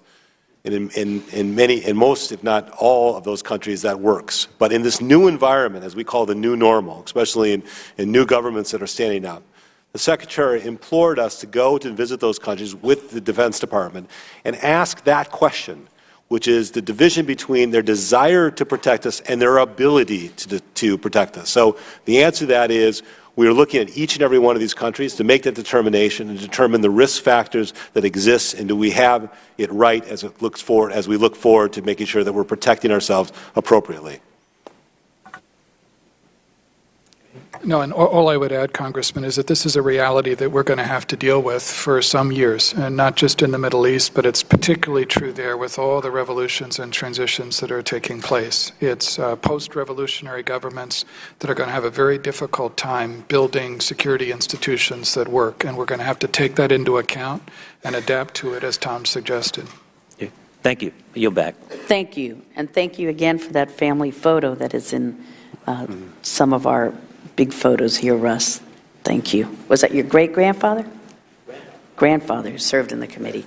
Before I recognize Mr. Wilson for his questions, I'd like to advise our members that we expect a short vote series around 2:45, and that Deputy Secretaries Burns and Nides have kindly agreed to remain so that we may continue the question and answer period for the remaining members after the vote. Thank you, gentlemen. And with that, Mr. Wilson of South Carolina. Thank you, Madam Chair. And Madam Chairwoman, I want to thank you for your extraordinary leadership. You've been such a strong proponent on behalf of the American people. Additionally, I've certainly appreciated the bipartisan cooperation with Mr. Berman. Both of you have just come across so well. I look forward to the leadership of Chairman Royce. He and I have a shared interest in promoting a better relationship, and particularly with the very important country of India, the largest democracy on earth. And so I'm really excited about his leadership. And then I share the appreciation of Congressman Engel. He and I have gone on Codels together, and indeed will be a bipartisan angle to this committee with Congressman Engel. So this is all positive. I am grateful, Secretary Burns, Secretary Nides, for you being here today, and I look forward to asking some questions. I do want to express again my deepest sympathy to the heroic Americans that were killed at Benghazi. We should never forget, and we want to send our deepest sympathies to the families of Ambassador Chris Stevens, Sean Smith, Glenn Doherty, and Tyrone Woods. These truly heroic Americans lost their lives in Benghazi to a terrorist attack, but their dedicated service will always be remembered by the American people. As we are into the Accountability Review Board evaluation that the Pickering report, there's an indication directly, the quote was, in the weeks and months leading up to the attacks, the response from the Post, Embassy, Tripoli, and Washington to a deteriorating security situation was inadequate. From each of you, what was the response, and what steps have been taken, and indeed, could this tragedy have been averted? Well, Congressman, clearly, as the ARB report concluded, there were inadequacies. There was not an active enough response to requests that were made from Post. Just to be clear, I think typically those kind of requests, and it was true in this case, tended to come up toward the Assistant Secretary level in those bureaus, and the ARB was very clear in emphasizing the importance of us reinforcing shared responsibility in those areas. There was, and I draw a distinction between that and the more generalized concern about insecurity in Libya that I mentioned before. All of us, including the Secretary, who traveled to Libya over the course of the last year or more, were concerned about the importance of the Libyan interim government building security institutions, without which it would be extremely difficult to make a successful political transition or to rebuild the economy. And that broad issue was something that concerned many of us, including the Secretary. On the specific issue with regard to security requests, the ARB was quite clear in saying that there was an insufficient response in those areas. Those were mistakes and serious and systemic problems which are unacceptable, as I said before, and which have to be addressed to prevent a repetition of this kind of attack and this kind of tragedy in the future. And specifically, the chairman of the Armed Services Committee, Buck McKeon, has asked a question, and that is, to anyone's knowledge, has the Department of State or any federal agency requested additional U.S. military forces to augment security of U.S. personnel in Libya prior to the attack? The ARB report, I think, addresses the issue. I mean, the specific issue of what might have been done on that night in reaction to the attack, and its conclusion is that there was simply not enough time, given the fact that even though this incident in Benghazi, the tragedy in Benghazi, unfolded over a period of 8 hours, that the intensive attacks were really focused on 2 periods, less than an hour on the special mission compound at the beginning of this ordeal, and then another very intensive attack around 5:15 the following morning on the so-called annex.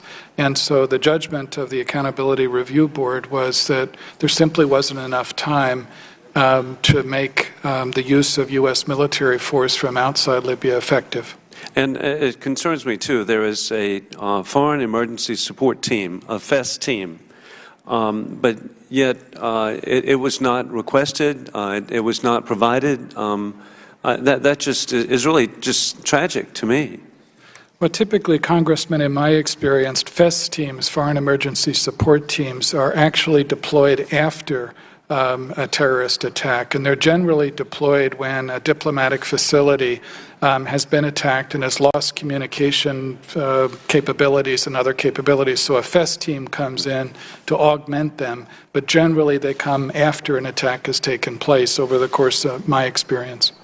Well, I certainly hope that, and I want to thank you for what you're doing, but my goodness, I appreciate Foreign Service officers, your courage of service, but we want the best security possible, and I appreciate whatever efforts that can be made. Thank you. Thank you. The committee will be in recess, and we shall return after the votes. Thank you.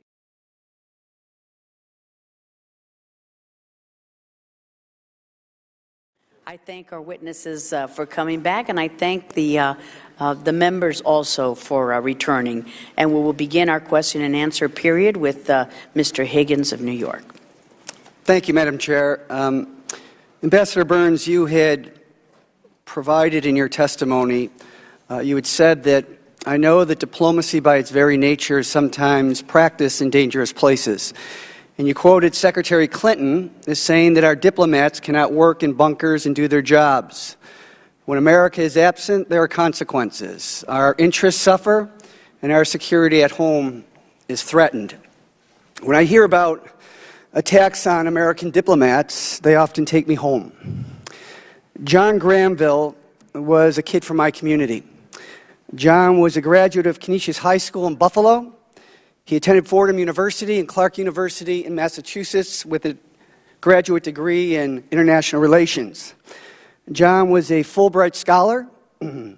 He served as a volunteer in the Peace Corps, and he became a diplomat for the United States Agency of International Development. John was working with the largely Christian community in southern Sudan right outside the city of Juba to prepare them for elections by bringing in thousands of solar-powered radios so that the folks in that region of the Sudan would have information about the outside world in preparation for elections for independence. As you know, southern Sudan is the newest country in the world. On January 1st, 2008, New Year's Day, at 6:45 in the morning, I received a call from John's mother, who informed me that the night before, John was killed. He was actually murdered by a gunman while driving home from the British Embassy for a New Year's Eve party in Khartoum. John was ambushed by 2 gunmen who stopped their car in front of his. John was shot in the neck and the chest. The attack followed warnings. By the United Nations that a terrorist cell in Sudan was planning to attack Westerners. No one blamed the president. Nobody attacked the National Security Advisor. What John's mother wanted, and the response from our nation and our community, was let's get to the bottom of this so it will never happen again. It's my understanding that under the 1961 Geneva Convention on Diplomatic Relations, the host country is responsible for the security of our embassies, and that the primary focus of our Marine Corps Embassy Security Group is to protect classified information at the facility with the protection of the personnel a secondary focus. It seems to me that perhaps if we really want to get to the heart of this thing, we need to focus in on that policy. And the policy, I believe, deserves reconsideration. Both of you had made reference to that there's a new normal. There are some 33 countries in the world that are defined by our State Department as places where Americans shouldn't travel. Diplomacy is dangerous work.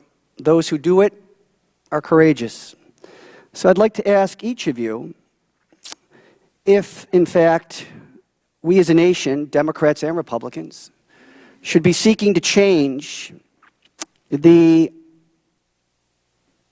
1961 Vienna Convention on Diplomatic Relations to more closely and more directly take on a policy that assists our people in these very, very difficult places, or would that adversely affect the purpose for our diplomatic presence in those places, and including and especially those toughest places? Gentlemen?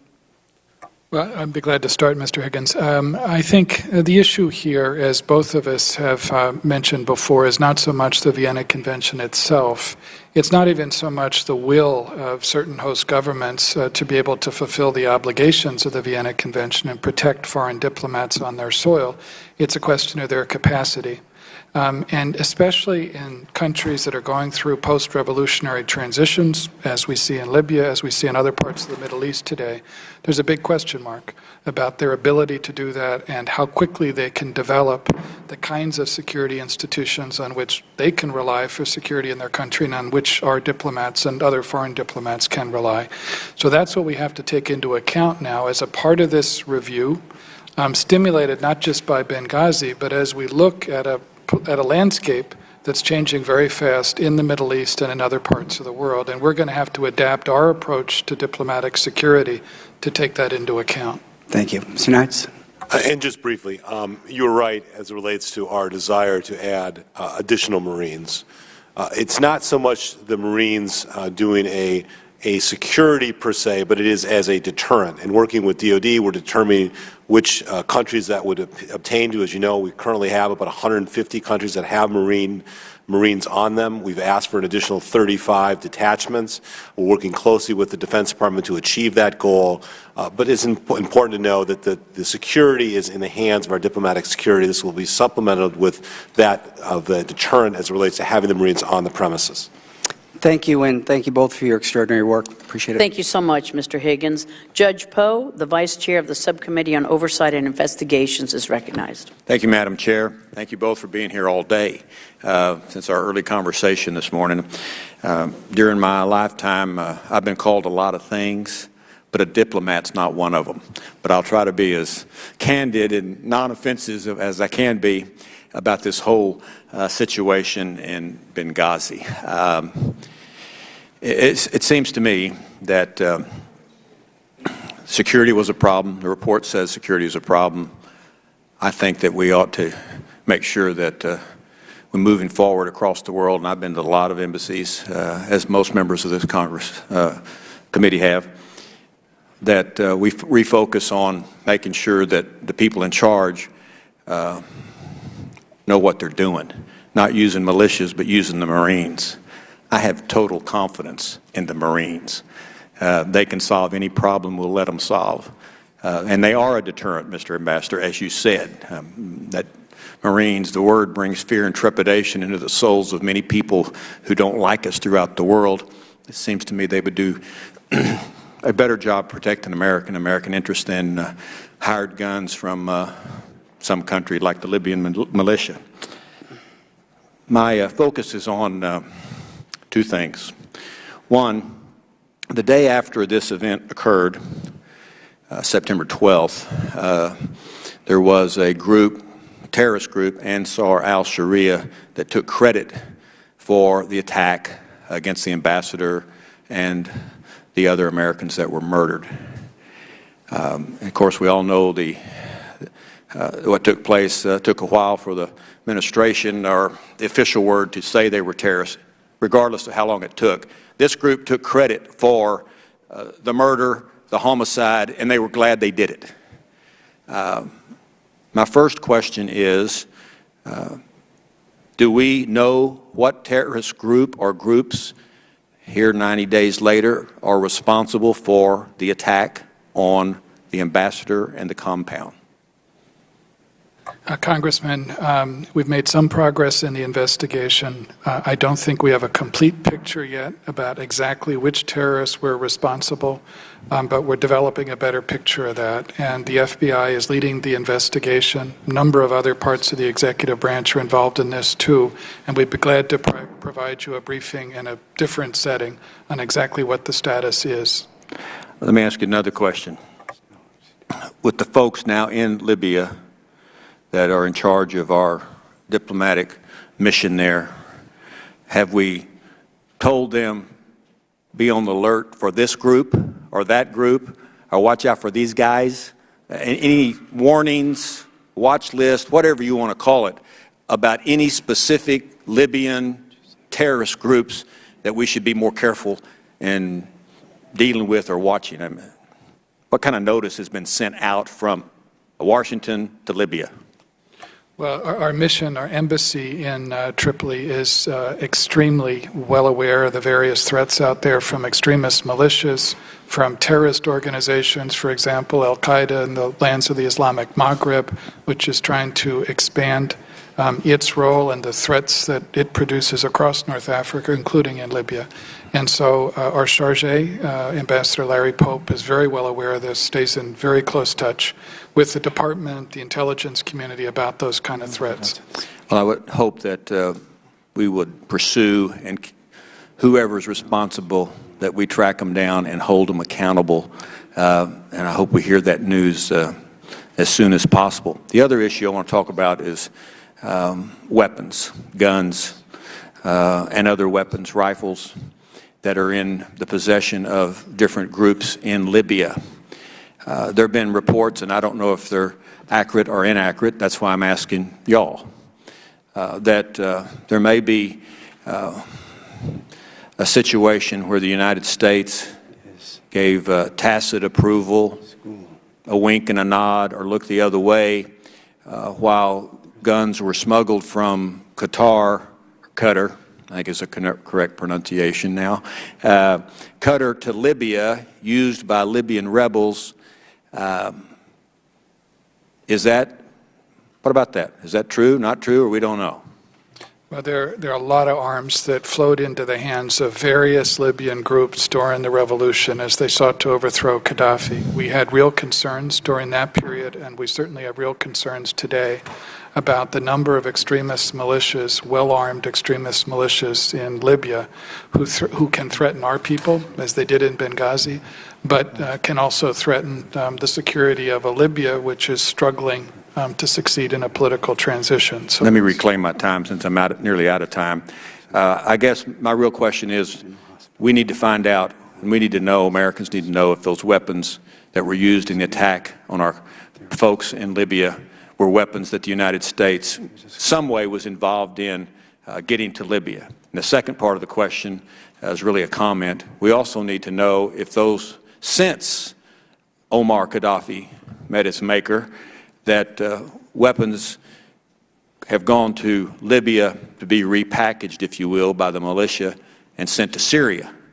Has the United States been involved with that, have knowledge of that, or is that just not an accurate statement? I think we need to track the movement of weapons. And out of time, and maybe you could give me a written answer to that or direct me to a classified briefing on that. Thank you, Judge Poe. Karen Bass is recognized. She's the ranking member on Subcommittee Africa, Global Health and Human Rights. Thank you, Karen. Thank you, Madam Chair. And also let me join in thanking you for your leadership over the last 2 years, and also for our ranking member, Mr. Berman. I know that many of my colleagues would agree that your departure from this House is really an example of us losing one of our House giants. So we'll be sorry to see you leave, and I would say the same for Mr. Ackerman. I will miss hearing your comments on this committee. I wanted to thank the leadership for convening this meeting. And I want to thank the witnesses for taking your time to come out and be here with us today. When we had the hearing last month, the members of this committee really wanted to hear what the ARB was going to come back with before we rushed to any judgment. And I want to stress that I think that it was very important, it is very important that we have an objective assessment of what happened, and I think you have provided that. But I really wanted to focus on what happens now. Where do we go from here? And I wanted to ask a couple of questions specifically, wondering how you manage planning for diplomatic security when we're rather unpredictable in if and when we get a budget done, and then what the level of funding is. And then also, I wanted to know if you could comment if there are any new technologies or alternative protective measures that would be very useful in terms of how we protect diplomats. And to what extent, if we had had any new technologies that you think would be useful, would it have made a difference in Benghazi? Well, let me just say, as someone who's relatively new to the department, but has traveled to almost every hotspot in the world, the men and women who have protected us with diplomatic security is beyond heroic. I wish we could be here and say that we have, with 100% certainty, nothing happens. But as you know, this is not a risk-free proposition. But I am every day amazed. Remember, we have over 275 consulates and embassies, many of them in very, very dangerous areas where our diplomatic security are not only protecting our ambassador and staff, but USAID and like-minded folks all over the world. So and your point is taken, which is we are having to deal with budgetary constraints, but at no time should any of us believe that the quality of those men and women who are protecting us is in any way diminished. Well, you know, I mean, one of the benefits of being on this committee is that we do have the opportunity to travel, and frankly, they help provide our protection as well. And so just wondering how you manage with that. Will you shift funds from one to the other or what? So what we are doing, and one of the tasks that the Secretary asked us to do, is to review exactly, especially in the high-risk posts, to make sure in what we're referring to as the new normal, host government's willingness and capability of protecting us. Do we have the right security footprint? Do we have the facilities? Do we have the ability to protect our people to the best of our abilities? And what we are doing now is looking at the resources that we are given, moving those resources around appropriately to make sure that we are not putting our people in harm's way. As I said before, we get this right 99% of the time, and I knock on wood on that. We would like to be 100% right, but this, as you know, is not risk-free for any of us. And so we're attempting to try to manage within the constraints in which we have. As you question your technology, I would say that the diplomatic security is working with every law enforcement agency in the world to make sure we're on the cutting edge, and I think we're achieving that. Could we do better? Sure. I think every security agency can do better, but I believe, fundamentally believe in my core, that they are at the top of the heap as it relates to the quality of their technology and their ability to protect us. Is attrition in the diplomatic security service a problem? And if so, what are you doing to address that? I think our attrition actually, attrition at the State Department generally is quite low, as you know. We're, I guess, that came out yesterday or a couple days ago, we're the third most liked place to work. Part of that is I think we treat our people with respect. The security part? Generally, I think the whole State Department, it was divided up between departments. I think one of the criticisms that the ARB did point out to is our reliance on TDYs, on people who are coming in for short periods of time. Temporary? Temporary employees. We have to address that issue because that is one of the recommendations of the ARB, that we examine the use of TDYs, and again, to remind people that people are coming in for shorter periods of time than a year or 6 months.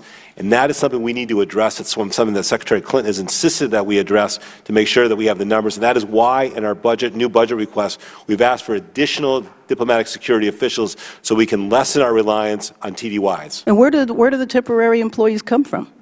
Most of them, if not all of them, are here. But again, they're State Department? Yes, they're not necessarily, they're not contract employees, but they're moving around. In one of the criticisms in the ARB is that the people that we were moving in and out of Benghazi weren't there for long periods of time. Obviously, like any law enforcement officer, if you're on the ground for a long period of time, you build a team and expertise and contacts, and one of the criticisms of the ARB, which we need to learn from, is what happens if someone only comes in for 30 days and leaves? And I think that's something that we have to learn from and improve, especially in high-risk posts. Thank you. Thank you very much, Ms. Bass. Ms. Schmidt of Ohio is recognized. Thank you. Gentlemen, something has been troubling me all along, and that is that we knew from the start this was a terrorism event, and yet for whatever reason we chose not to call it a terrorism event. I looked at some documents and uncovered one that was dated September the 12th, 2012 at 6:28 a.m. from Freiburg Benjamin D. on behalf of the DS Command Center, sent 9/12 at 6:28 a.m. I'm reading the whole thing verbatim. To Stephen Orloff, copy to DS Command Center, subject Benghazi update. Alcon. The DS Command Center is sharing the following terrorism event information for your situational awareness. Please contact the DS Command Center directly for any follow-up requests for information. As of 0500 Eastern Standard Time, the U.S. mission in Benghazi has been evacuated due to ongoing attacks that resulted in the death of 4 chiefs of mission personnel, including the U.S. ambassador to Libya, and 3 additional wounded. At this time, everyone has been evacuated to Tripoli and is receiving medical aid and awaiting further movement. This is an initial terrorist incident report from the DS Command Center. This information contained in this report is provided only for immediate situational awareness. Additional reports may follow. Updating and correcting information, please protect accordingly. DS Command Center, SBU, this email is unclassified, presented by Bledu Christopher R., page 1 of 1. My concern is this. We knew from the start that it was a terrorist attack. It was a terrorist event. And yet, for whatever reason, we chose to call it something else, a YouTube video. And I'm troubled because it puts Susan Rice, the president, and other officials in a bad light. I'm also troubled because this off message doesn't allow us to get to the root of the problem. The further thing is to blame it on a YouTube video somehow makes it appear that we are saying it's okay if we have one of our people say something bad about another nation, that it's okay for the nation to respond. I mean, that's the kind of insidious message that's going on here. And I'd like to know why, when this came out just hours after the initial attack, we called it something else. It's just a question. Well, Ms. Schmidt, there's nothing that's okay about the murder of 4 of our American colleagues. This was a terrorist attack. Secretary Clinton, as I said before, was quite direct the next morning in talking about an assault by heavily armed militants on our compound. President Obama spoke to an act of terror. What was not clear at the time was exactly which terrorists were responsible, what their motives were, whether they were motivated in part by the sight of a mob coming across the wall of our embassy in Cairo, which may partly have been in response to the video that you mentioned. We just didn't know exactly what the motives were. But what there was no question about was that this was a terrorist attack. It was never said a terrorist attack. It said an act of terror is different than a terrorist attack. But Ms. Schmidt, what I would add, as I mentioned in response to an earlier question, the officials who addressed this issue and the intelligence community specialists on whom they relied were focusing on trying to be as factual as possible, and they were also focused on action in this period because, as I mentioned, they were also dealing with the reality, all of us were, where you had mobs coming over the walls of our embassies in Cairo, in Tunis, and Sana'a. We were focused, Secretary Clinton was so focused, all of us were, on protecting our people in that period. No one was trying to misrepresent anything. People were trying to get to the bottom of this and deal with those immediate threats. And of course, the intelligence community, my colleagues there, I'm sure they wish that they could have corrected the inaccuracy, because in fact there was no protest and no demonstration in Benghazi that night prior to the attack, as the IRB report points out. Wish they could have corrected that inaccuracy earlier. But that inaccuracy was not the result of anybody trying to misrepresent anything or mislabel or anything else. People acted in good faith during that period. I'm absolutely convinced. I have something else that's troubling with it. In plowing through information, and I still am trying to plow through it, we used the February 17th group to protect us, correct? And yet we knew that they were unreliable in other instances, and yet we still allowed them to be our protection. And yet when when things happened, they ran.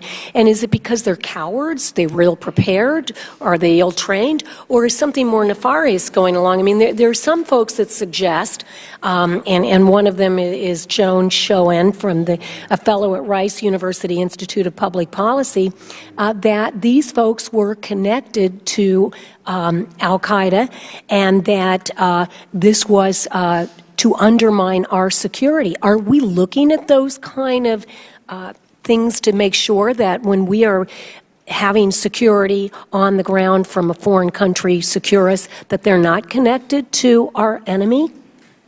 We certainly are, ma'am. And the ARB report points out the inadequacy of the reliance on the February 17 brigade. The reality is that, our diplomats had experience dealing with them during the revolution, where they played a prominent role in Benghazi, especially Chris Stevens knew, a number of those groups.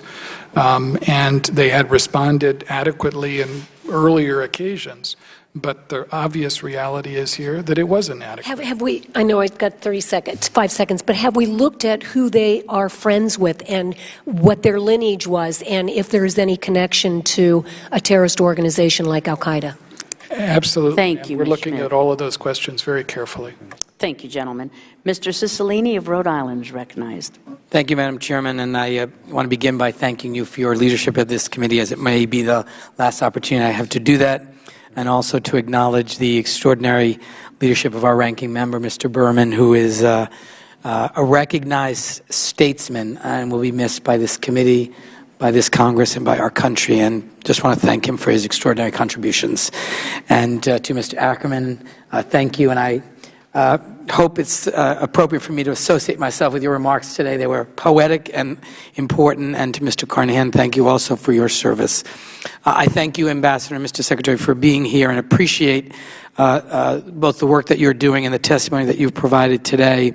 I particularly want to extend recovery wishes to Secretary Clinton and acknowledge her extraordinary work and leadership, and wish her a full and speedy recovery, and ask that you communicate that to her on my behalf. This is our committee's second hearing on the events of September 11th in the diplomatic post in Benghazi, Libya, that resulted in the tragic deaths of Ambassador Stevens and 3 other brave Americans, Sean Smith, Tyrone Woods, and Glenn Doherty. These attacks are an example of how increasingly dangerous it is for our diplomats to do the work that they do all around the world. And while we cannot eliminate all risks, I think it is clearly our responsibility to do everything that we can to mitigate and manage those risks. And I want to acknowledge and thank Admiral Mullen and Ambassador Pickering for undertaking this really comprehensive and prompt review of this important matter. And again, applaud Secretary Clinton for accepting the conclusions and for developing a task force for the immediate implementation of all 29 recommendations. And I want to say that I look forward to determining how we can help facilitate the implementation of those recommendations. If there are specific ideas that you have today of things we should be doing as a committee, as a Congress, to support the implementation of those important recommendations, I would very much like to hear that. I appreciate the insight that this review has provided, and I think our responsibility now is to be sure that the resources and other necessary support that we can provide is provided so that these recommendations can be fully adopted. What I'd like you to ask you to comment on is, I know that the Secretary ordered a worldwide review of diplomatic posts, particularly posts that have high threat, identified as high threat posts. And I'd like to know whether or not whether or not the department has the resources it needs, or are there additional things we should be doing to be sure that in the interim, as this sort of longer process of implementing these 29 recommendations is underway, would you tell us a little bit about what you found in that review, if it's been completed, about the remaining high-risk posts? Are there things we should be doing? I'm particularly interested to know, have you done an assessment of the capabilities and commitments of our host nations, which I know are responsible for some of the security? And I think we sort of have a long-term set of responsibilities and things in the short term. And again, I'm very grateful that you're here today, and thank you for your testimony. Congressman, thank you very much. When about 60 days ago, when the Secretary ordered us to take a review, a very clear view of the posts in what we're referring to as a new normal, the high-risk posts. We determined that list approximately 19 posts. Again, this is not an exhaustive list. Any day we could wake up and find another country on that list. There were 19 posts in which a team of Defense and State Department together, actually there were 4 people in each team, 5 teams, they immediately hit airplanes and went around the world to basically assess, and we gave them very clear instructions. Number one, they could ask any question. They were to determine any kind of vulnerability which we may have. They need to assess not only the desire of the country to protect, but their ability to protect. As my colleague has pointed out, there's sometimes a difference between the two, especially in some new governments. We have come back with a lot of conclusions, including some, quite frankly, very specific needs. Everything from we need bigger walls, to we need more fire equipment, to we need to move the consulate, that it's too close to the road. We went to a level of detail to make sure that we weren't missing anything. We've compiled that. We have an ISAT implementing team that I will meet tomorrow morning again for now, I think, the 3rd time over the last 3 weeks, and list out exactly every item that we need to address. I want to make it clear, though, even with those 19 posts, there are many, many other places around the world that we are vulnerable. But again, as I said before, we're relying on 2 things. We're relying on the host government to protect us, and we're relying on the fine work of our diplomatic security operations and quite frankly, to make sure they have the resources. But we are very much focused on that, and we will be coming back to this Congress with the needs to make sure that we have for the 2014 budget, on top of the money we've already asked for in 2013, which is the monies we've already discussed. Thank you. And I hope that as you implement the recommendations of the report, that you feel free to communicate with this committee about what your needs are so that we can be certain that we're supporting the resources that you need to successfully implement all of those recommendations. And I thank you again. Thank you. Mr. Johnson of Ohio is recognized. Thank you, Madam Chairman. Gentlemen, first of all, thank you for coming before our committee today and testifying. Let me ask, were either one of you in a decision-making role, either part of the decision-making process to having received the request for increased security at our compound in Benghazi, or denying that security or denying the support when it was asked for in those tragic last moments? Were either of you a decision-maker? You know, in the run-up to the attack that took place in Benghazi, as the ARB report makes clear, there were a number of requests that were made by Benghazi. Were either of you a decision-maker? No. Then I'm not sure. Then I'm not sure why we're talking to you two guys. You see, I'm way past the rhetoric of the YouTube video and the ruse that the administration tried to perpetrate on the American people in an election year. The American people are looking for accountability. Who made these decisions that got 4 Americans killed? I spent 26 and a half years in the Air Force. Our troops and our diplomats that go into foreign places in harm's way go with the knowledge of 2 things. One, they understand that there's a risk, but they also understand that they are citizens of the greatest, most powerful nation on the planet, and they go with the confidence that America is going to do everything possible to ensure their security. It is unconscionable to me that anyone, any American diplomat, would be in a situation where their security requests would be denied and that forces were not in place to respond when and if things got out of control. I want to look at a couple of things in the report. The report says that although the interagency response was timely and appropriate, I don't know how we can say that. We got 4 dead Americans. There was not enough time for military assets to arrive and make a difference. Intelligence provided no immediate, specific, tactical warning of the attacks. In other words, we got surprised. We got surprised. One of the most important factors in warfare is the element of surprise. And we are at war with these seemingly invisible elements of terrorist groups like Al-Qaeda, Hamas, Hezbollah. We've known about the importance of surprise for generations and throughout the study of the art of war.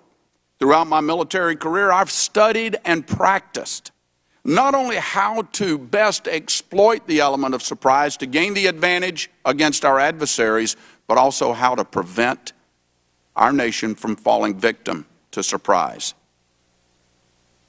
To say that we had no warning when clearly there were requests for increased security, to say that we had no warning after repeated requests for additional security represents absolute failure on someone's part. And I want to know who made the decision that our ambassador and his staffs, that their lives were not worth the risk of adequately preparing security for what we knew was a dangerous place. You see, the bad guys were sitting out there watching.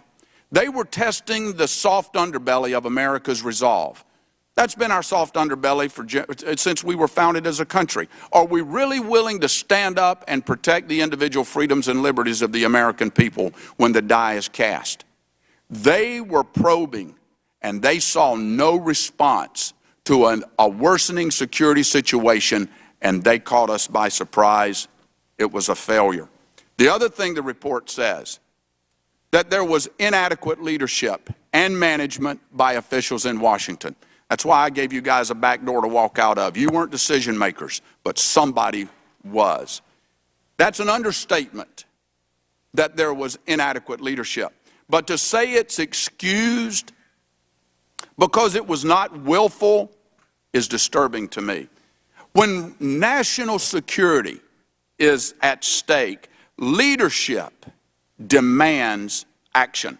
When serious security risks put American lives at stake. And in my view, the decision makers who chose not to provide that security demonstrated not only irresponsibility, but willful misconduct, and they should be held accountable. Mr. Burns, you answered earlier before we had to take our break that we were using every available resource in the State Department to get answers to these questions. You know, the State Department can't even muster the resources to free an American veteran being held illegally in Mexico against his will. I have little optimism that the State Department will achieve positive results on bringing the murderers to justice that killed our ambassador and his staff. I respect that you two are here, but I want the decision makers in front of this Congress to answer to the American people on why we've got 4 dead Americans. Well, Congressman, let me just say a couple of things. First, with regard to the issue of bringing to justice those responsible for those murders, what I said was that every resource of the U.S. government, not just the State Department, is being brought to bear on that, and we are absolutely committed. I'll give you that. Thank you. But that young man is still in Mexico, so. Yes, sir. And thank you. Sorry. Thank you, Ambassador, and thank you very much, Mr. Johnson. Mr. Connolly of Virginia is recognized. Madam Chairman, before my clock starts ticking, I also want to thank you for your chairmanship, for your service to your country and to the Congress. Stop that clock, please, somebody. I really do appreciate how fairly and even-handedly you've managed this committee under your chairmanship, and I thank you. I also want to thank the ranking member, former chairman of this committee, who has graced us for so many years and provided such a balanced and thoughtful and intelligent approach to foreign policy. He will be missed, certainly by this member of Congress, and I thank you both so much for your years of service.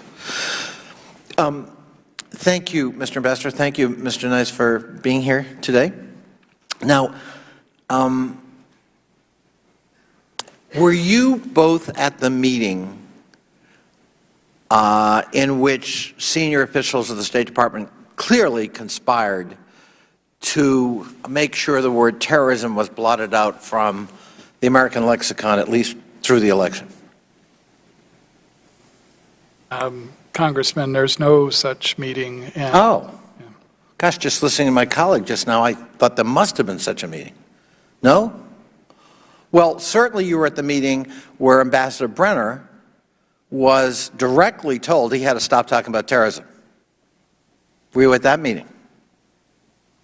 Congressman, all I can say to you is that, this administration, the U.S. government, throughout my 30 years of service, has been deeply concerned and about the challenge that... Mr. Ambassador, in non-denial, were you at such a meeting or not? As I said, no such meeting. No such meeting happened. What about you, Mr. Nides? You must have been at that meeting. No, sir, I was not. Well, then one of you must have been at a meeting in which Secretary Clinton, the President, and our Ambassador to the United Nations, Ms. Rice, Ambassador Rice, conspired to get Susan Rice on the Sunday television shows and lie about the tragedy of Benghazi. Were you at that meeting? No. No, sir. To your knowledge, was there such a meeting? No. Oh. Because I would have thought there must have been. When a tragedy occurs such as this, and I'm old enough to have worked up here when Ronald Reagan was president, and we had not just one tragedy in Lebanon, we had multiple tragedies in Lebanon. We lost our embassy. We lost an MAU, a Marine Amphibious Unit, that was guarding the airport. Hundreds of lives lost. I don't remember Democrats saying he had blood in his hands. I don't remember Democrats saying that he was conspiring to lie, when in fact, shortly after he pulled out in the dead of night from Lebanon and we then invaded Grenada, I don't remember people questioning his integrity or his patriotism. Some people might have questioned his judgment, but apparently we don't have any limits anymore in foreign policy. A tragedy occurred in Benghazi. Benghazi is inherently unstable. Would that be a fair statement, Ambassador Burns? Yes, sir. Benghazi in that period and to this day is still a very unstable place. Have you read the report chaired by Ambassador Pickering and Admiral Mullen? I certainly have. And did that report conclude that Susan Rice or Secretary Clinton or Charlene Lamb, for that matter, were responsible for the tragedy in Benghazi? Was that the conclusion of this report? Well, the report concluded very clearly that it was terrorists who were responsible for the deaths of our 4 colleagues. Did the report conclude that there was a deliberate or even less than deliberate effort to cover up that fact at any time, at the time of the events or subsequently? No, sir. Is it fair, perhaps, to conclude that in retrospect, mistakes were made within the State Department about the allocation of resources and about the nature and extent of security that needed to be provided to Benghazi? It certainly is. The ARB was quite clear and quite candid in identifying the serious systemic problems that occurred. As we've both said before, those problems are unacceptable. We take responsibility for them, and we are working very hard, and we will continue to work hard relentlessly to fix them. Mr. Ambassador, there's an old saying in legal circles that when they say it's not about money, it's about money. Did Ambassador Pickering and Admiral Mullen conclude inter alia that the focus on lack of resources imbues all decisions by the State Department, including this one, that at the decision level, managers are very aware of the fact they have scarce resources, and they're constantly figuring out whether they can afford something or not afford something, including security, which can sometimes lead to bad judgments. Is that a fair statement? Yes, it is. And was that not, in fact, also part of the conclusion by Ambassador Pickering and Admiral Mullen? There's no question the report indicates that we need to examine our funding levels to make sure that we have the enough resources to pay for the security and other operations that we currently need. So we have no conspiracy. We have no secret meetings plotting to cover up. We have no secret meetings trying to pretend that the word terrorism somehow can be blotted out of our diplomatic efforts before or after the election. And we have a tragedy that we're trying to study to make sure it doesn't recur, but no conclusion was drawn in this report that it was somebody's direct responsibility and fault. It was a series of bureaucratic decisions that might have avoided or mitigated the circumstance, but no guarantee to that, and money indeed was a factor in those decisions. Fair summary? Yes. Thank you so much. Mr. Marino of Pennsylvania is recognized. Thank you, Madam Chair. I want to thank you for your leadership. I've learned a great deal from you and Ranking Member Behrman. Thank you so much. Gentlemen, thank you very much for being here. I admire your professionalism and your candor with us. First of all, I would never second guess any of our personnel on the ground in Libya. As a prosecutor, I never second guessed other district attorneys or U.S. attorneys on a case that didn't turn out the way they wanted to. One doesn't realize until you're in that position. And I have the greatest respect for our military and rely on them actually more than politicians. But I do have a concern about why for several days, particularly Ambassador Rice was out blaming this on a video. And I know that you and our briefing yesterday clearly stated that the FBI is looking into that matter, so I'm not looking for a statement from either of you on that issue because, quite honestly, if there were a meeting to cover something up, I doubt very much if you two would have been invited. Now, saying that, I'd like to talk about dollars a little bit and how much more we can become effective. And these figures that I'm going to recite to you, I'm not trying to be facetious. I'm not trying to grandstand here. I'm just trying to get an idea of where these decisions are made. Judicial Watch said that in 2011, about $5.6 million was spent on issues not related to what I would consider to be State Department issues. For example, $750,000 to restore a 16th century tomb complex in India, $700,000 to conserve ruins in Tanzania, $600,000 for a temple of the winged lions in Jordan. And I can go on. And my favorite is $100,000 for a program to document endangered musical traditions in Malay. And on top of that, another $4.5 million, this is from the New York Times, to acquire art acquisitions for embassy around the world through a program called Art in Embassies. Now, I appreciate the arts just as much as anyone else does, but who looks at these numbers? Is there any individual or entity that looks at these numbers and are saying, well, we need personnel, we need equipment, and also we need to buy art for the embassies? And that came to a total of about $10.1 million. Now, I'm not even going to get into how many people guards would that have hired and how much equipment could we have purchased. But don't you think, given the situation, and I'm sure this goes on in all the departments and agencies, and right here in Congress, the same things. What can we do to prioritize and take advantage of the dollars that are there, and at this point, not wasting them, in my opinion? Of course, someone may have a good reason on things like this. Would you please care to respond to that?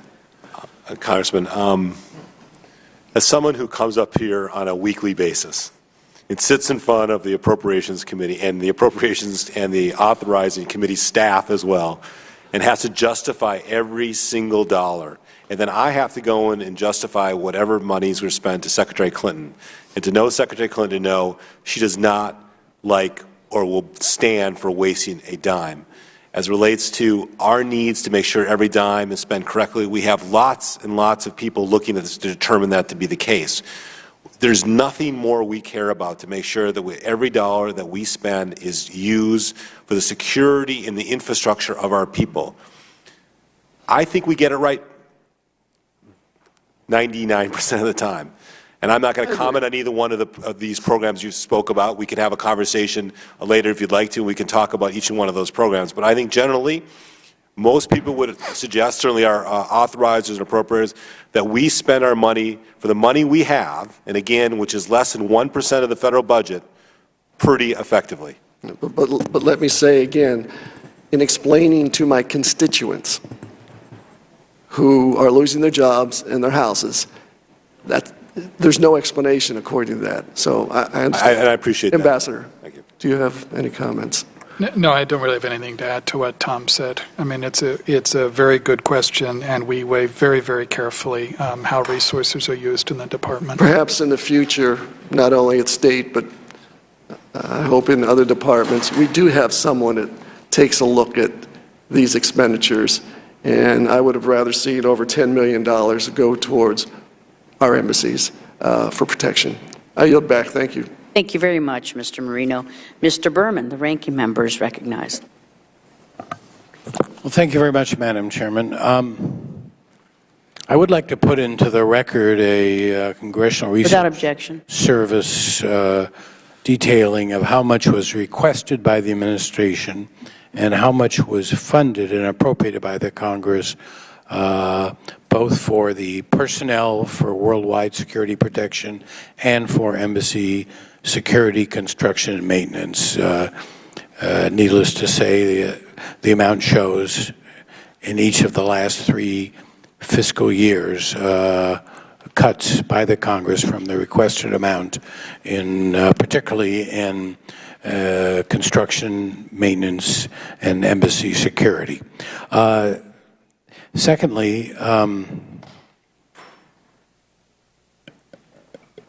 we talk about what programs money was spent on and where it, and were they higher priority. My guess is if we looked at our own congressional budget, we could see programs that the people in our districts might not be that excited about. But on the issue of global climate change, the Congress has appropriated for out of the Foreign Assistance Program for the 3 fiscal years, fiscal year 10, $507 million, fiscal year 11, $522, fiscal year 12, $481.5. Requested this year is a lesser amount. We haven't completed the appropriations process for the year that began in October 1st, but the administration requested $469 million. The money spent on bilateral foreign assistance programs for climate change is appropriated by the Congress.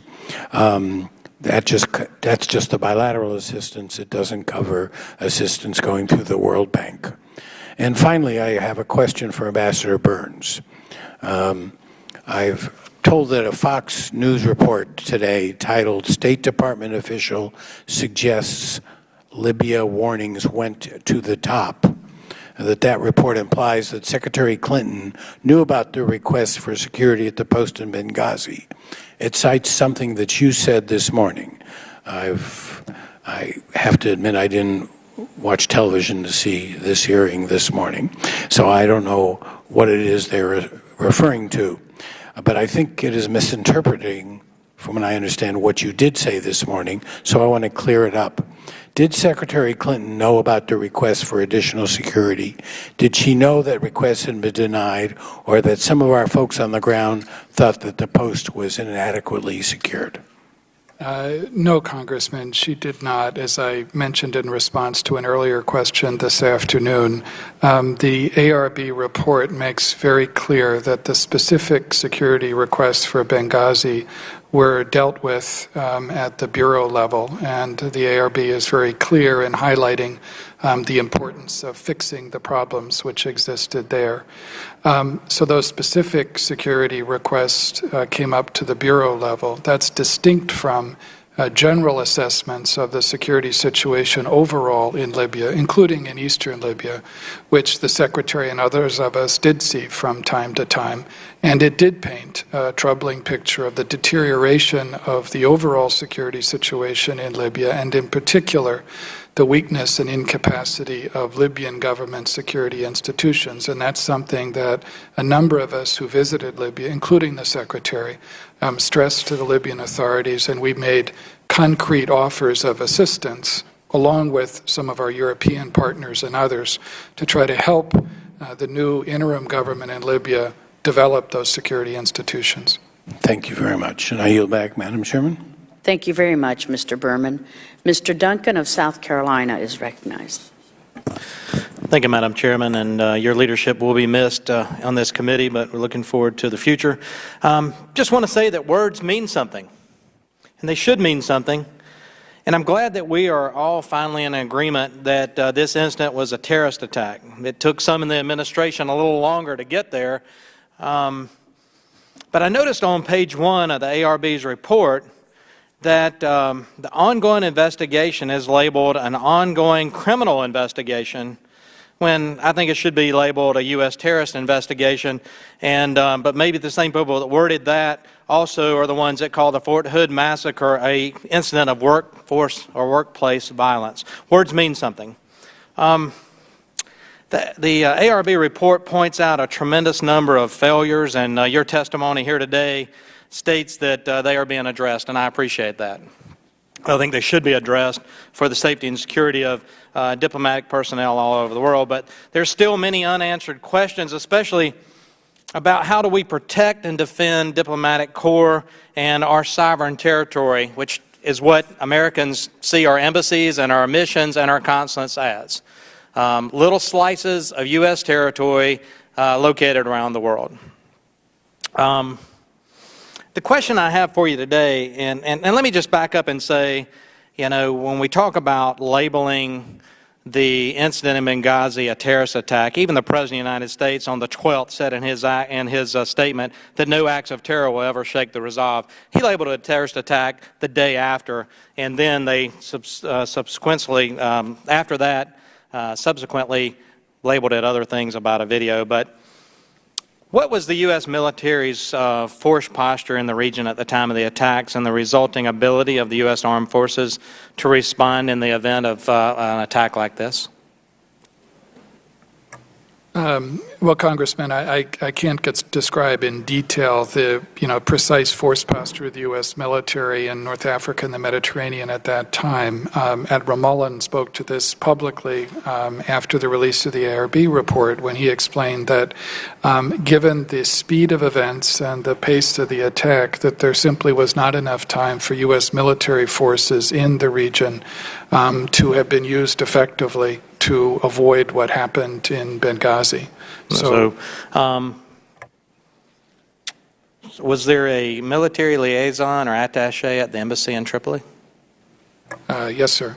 So he could have coordinated any, or should have been the one to coordinate any response from a military standpoint, working with the Department of State. Yes, sir, and the embassy was very actively involved. In fact, they chartered a plane within 2.5 hours of the attack beginning in Tripoli and moved a reaction force of about 7 security personnel from the embassy in Tripoli to Benghazi that night. So they moved very quickly and professionally, just as the ARB report makes clear. Let's just assume that there were military personnel in the area that could have responded.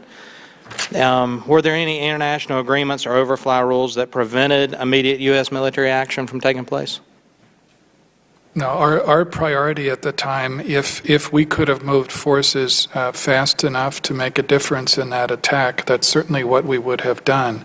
But as you know from the report, the first intensive part of the attack took place in less than an hour in the Special Mission Compound. It resulted through fire in the deaths of Ambassador Stevens and Sean Smith.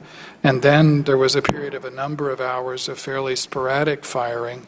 It appeared as if the incident was dying down, and then there was a second very intense attack at 5. Well, I'm going to assume that there were military assets in place that could have responded rapidly. were there overflight rules in place or anything that would prevented the United States military from taking action? I'm not aware of anything that would have prevented us from taking action to try to protect our people had there been time to do it. The issue, as Admiral Mullen pointed out yesterday, was simply the pace of events and the time required. Okay. Was the Joint Chiefs of Staff advising President Obama on how best to utilize the military resources to rescue the American ambassador? Yes, sir. To the best of my knowledge, there was a previously scheduled meeting at 5 p.m. in the midst of the attack going on between the President, Secretary Panetta, and General Dempsey, in which they discussed the ongoing situation. And so, the President had the benefit of the best advice from the Chairman of the Joint Chiefs at that time. And from everything I understand, the President was committed and instructed all of his officials to do everything possible. There simply wasn't enough time at that point to bring U.S. military forces to. How long did this attack last? The first part of the attack lasted for less than an hour at the Special Mission Compound in Benghazi, and then, as I said, there was a period of a number of hours of kind of sporadic firing from time to time, and then the second intense part of the attack took place in about 15 minutes, from roughly 5:15 in the morning to 5:30 at the annex, which was about 700 meters away. How long was it until we found out that our ambassador was dead? As I can reconstruct it, it was about 4:15 in the morning when one of the locally engaged staff from Benghazi informed the team that I mentioned had come from Tripoli and was at the airport that Ambassador Stevens was confirmed dead. Okay. One other question. I'm out of time, but we've got Marines in Buenos Aires guarding the embassy down there. It's not a threat country. Libya is. Why weren't there United States Marines in a country that we knew was a threat to this country and to our assets there? And I'll yield back. Thank you very much. And now Mr. Turner of New York is recognized. Thank you, Madam Chair. And thank you for your leadership during this, my brief time here. The security lapses and misstatements surrounding the attack in Benghazi, I think, have been covered rather thoroughly, and I have very little to add. But these failures may bespeak a policy mindset of some disengagement in the epic worldwide battle, not simply between radical Islam and the West, but within Islam, between the democratic forces and totalitarianism. Our seeming failures to engage and support the democratic forces have marginalized our intelligence efforts and our own effectiveness in positively influencing political and strategic outcomes. As a matter of state policy, are we indeed somewhat disengaged? Are we doing what we can to promote and support democracy in the Muslim world? Are we establishing the right relationships and communications channels that might have obviated this problem in Benghazi? Congressman, we're not at all disengaged. In fact, over the course of the last 2 years, as we've seen the Arab awakening bring profound changes across the Arab world, the United States has been very active in making clear our support for the dignity and the universal rights that people across that region deserve. And that has produced revolutions, the pursuit of that dignity by those people, and it's also produced some very complicated transitions which hold a great deal of promise in terms of people eventually being able to build political institutions that will protect those universal rights. But it's also produced a lot of dangers. The danger that power vacuums develop, the danger that others, extremist groups, will seek to hijack the promise of those revolutions. The United States cannot afford to be disengaged in the face of those kind of challenges. There's risk involved, and we face some of that in an extraordinarily painful way in Libya. But we have to be engaged. We have to do what we can to support successful transitions and ultimately the emergence of institutions which are going to protect people's dignity and produce over the long term partners with whom the United States can work on important issues around the world. Thank you. Would you like to add anything, Mr. Nides? I don't think there's anyone who's more eloquent than speaking than Ambassador Burns. I'll let the record state. I would have to agree with that. Thank you. Thank you very much, Mr. Turner. And I believe that our last question will be Mr. Mike Kelly. We're in good hands, the Vice Chair of the Subcommittee on Asia and the Pacific. I thank you, Madam Chair. And again, my first time in Congress is very privileged to serve with you, and I appreciate your leadership. Mr. Burma, we're going to miss you. Ambassador Burns, when you used to talk about it, and I keep hearing about resources, only 1% of the budget. It doesn't sound like very much money. So what is our budget? Our budget is $50 billion. $50 billion. That's correct. That's 8%, about approximately 8% of that of the defense budget. Okay. So when people hear 1%, doesn't sound like a lot of money, but 50 billion is certainly a lot of money. When we talk about resources, and I'm trying to understand because I've listened to a couple of different briefings. I heard Mr. Pickering and Admiral Mullen. I've heard you gentlemen today, and I think maybe you're not the folks that should be here because, as Mr. Johnson pointed out, you aren't really part of the decision-making process. But what I'm trying to understand, what I can't get my mind wrapped around is everybody says this was a very unstable and highly volatile area. Then why, for God's sake, would we take out the best trained people we have? Why? Why did we move the SST team? Was it because of money? Well, as you're aware, as we spoke about earlier. It's just a yes or no. Was it because of money? No. No, it wasn't because of money, because we know the SST team really came out of the Department of Defense budget, right? So it didn't have anything to do with your budget. SST team, as you are aware, was in Tripoli. I'm aware where they were, and also aware that Lieutenant Colonel Woods had begged to stay there. Mr. Nordstrom, where the regional office, had begged to stay there. Ms. Lamb said it wasn't because of money that they couldn't stay. Somebody made a really bad decision.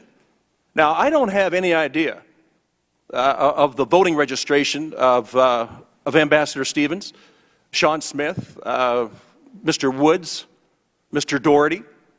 I have no idea how any of these folks were registered. So for me, it's not a matter of it being a partisan issue. We have 4 dead Americans. I'm trying for the life of me to understand how, when we say, and I read Ambassador Kretz, when he's leaving there, you know what everybody says about the area? It's a Wild West show. Nobody's in charge. We're in a host country that can't supply us with the assets that we need. What in the world were we thinking? Why would we pull out people and make our ambassador more vulnerable? What were we doing? And who made the decision? And if neither one made the decision, say, I didn't have anything to do with it. Because what I'm finding out in this administration, that nobody had anything to do with it.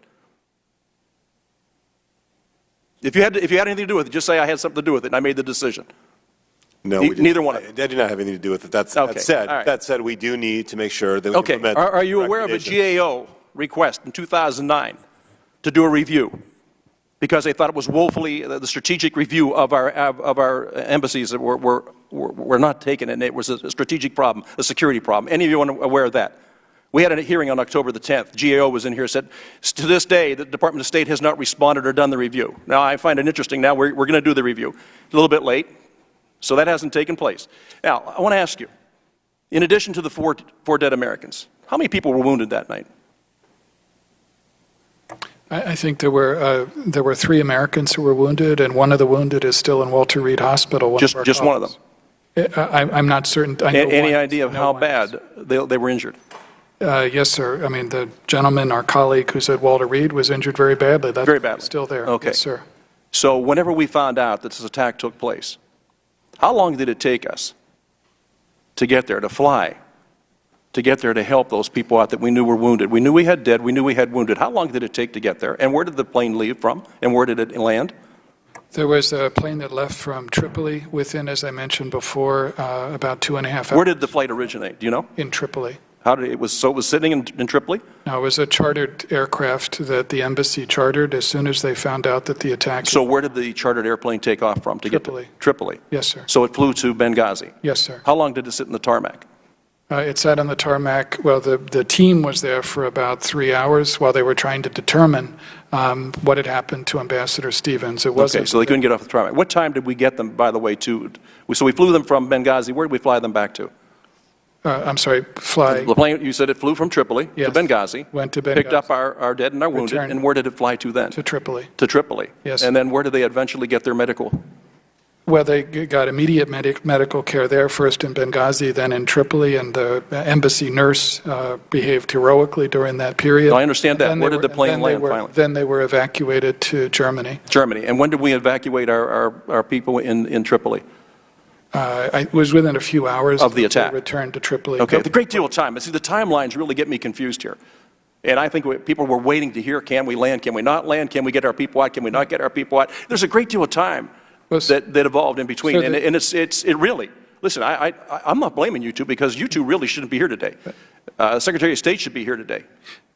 She can't be here. I understand she's injured. And I respect that. But there's something wrong here. And I'm going to tell you this, that the American people should wonder what happened that night and why it took so long. But before that, why? Why would we pull the best trained people we have out of an area that is called it was a dangerous spot, it was a high risk, it was a high threat, and we made it a soft target. That's what I heard from our Admiral Mullen. It was a soft target. We actually emboldened those folks that were there that night to say, you know, come and get us. We pulled out all our people. You know who we replaced the SST team with? Libyan nationals at $4 an hour, unarmed. And that's the way we respond to high-risk areas. That's how we respond to areas that are volatile. That's how we respond to areas that are in the worst spots possible. You know, the same time that we were doing this, do you know what we were doing in Vienna? We had a big party, the Green Initiative. We put in a $108,000 electric charging station for 2 electric cars. We had a champagne party. We talked about how great we were in this Green Initiative. But you know what I don't understand is how in the world could we leave our people in Benghazi so vulnerable? And if it's about resources, that's baloney. And you know it, and I know it. And I, for one, am really disappointed in the way the Secretary of State and Department of State have handled this. Thank you, Mr. Kelly. Mr. Fortenberry, the Vice Chair of the Subcommittee on Africa, Global Health, and Human Rights, is recognized. Thank you, Madam Chair, for holding this important hearing. Although this might be a bit discomforting, I must divert and address something that happened earlier in this hearing. I don't care to be lectured to about the need to be bipartisan, particularly in such an intolerant and uncivil tone. Now, this is an important hearing. There are serious questions here, and to suggest that our motives are a ruse for political motivation, to me, is disrespectful and discourteous, and I think unworthy of the levity of this important matter. So, gentlemen, I want to thank you for coming and your willingness to address in a professional manner hard questions that are before you today. I also do look forward to hearing from Secretary Clinton when she's available and wish her the best of recoveries. After meeting with Ambassador Pickering and Admiral Mullen recently, I'm confident that they did a thorough job with the Accountability Review Board. Theirs was a sobering and daunting task, and I think they gave us a good, strong framework for future guidance. However, there are still some unanswered questions. You've touched on them at length today, but I've got to go back to a few. Many people see the administration's public commentary in the aftermath of Benghazi as misleading. The video narrative was given as the primary explanation of the deadly assault, and this was wrong. You suggested so. I can see how there might have been an initial discussion of the potential linkage of the video, given the incidents, particularly in Cairo, to the suggestion that that was a motive for the attack. But I also think the video narrative reflects a certain tendency at state, perhaps, to inordinately place hope in goodwill in civil society, de-emphasizing the harsh realities that there are enemies out there who could potentially conduct a coordinated attack on our facilities. Our officials quickly knew that we were dealing with a premeditated terrorist attack, but the video narrative persisted. Can you explain why?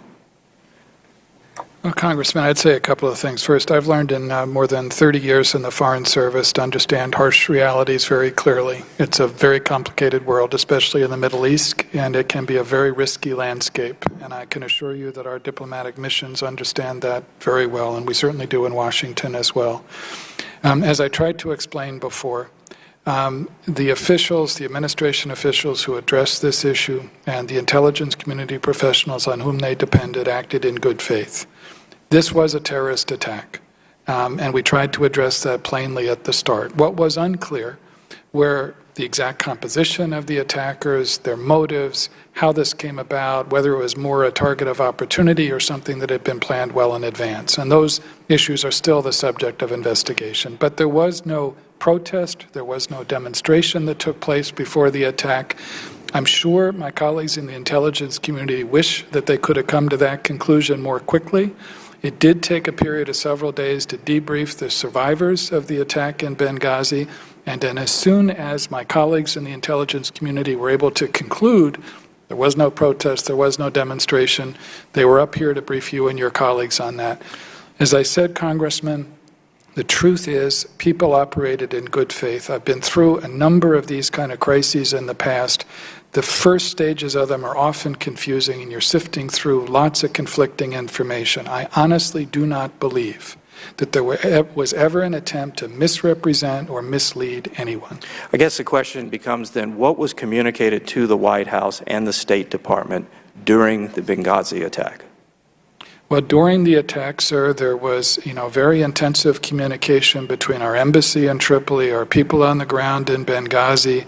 The ARB looked very carefully at this issue, and their conclusion, and I respect it, is that there was a very professional and systematic communication and decision-making between Washington and the field during this period. And the President was actively engaged. Certainly Secretary Clinton was very actively engaged throughout that awful night. There's a letter from several United States senators to the President in early October, nearly a month after the attack, asking for more fullness of explanation. So you have, again, a video narrative still churning out there as one possible explanation. Some conflicting viewpoints publicly stated. I accept that. You're correct. But there was no answer to that letter asking for a full unpacking of what information was to be had, given what we clearly know now.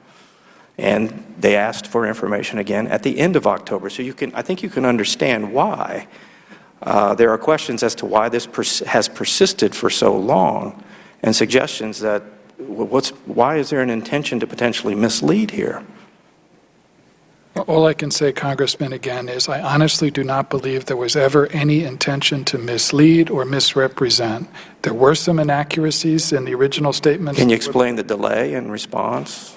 I'm sorry, response? Well, I'm looking at a letter from Senator Graham and McCain and Ayotte and Johnson. No, I mean, we owe you straight answers to correspondence. Okay. Well, again, thank you for your professionalism, your dedication. I appreciate your willingness to come today.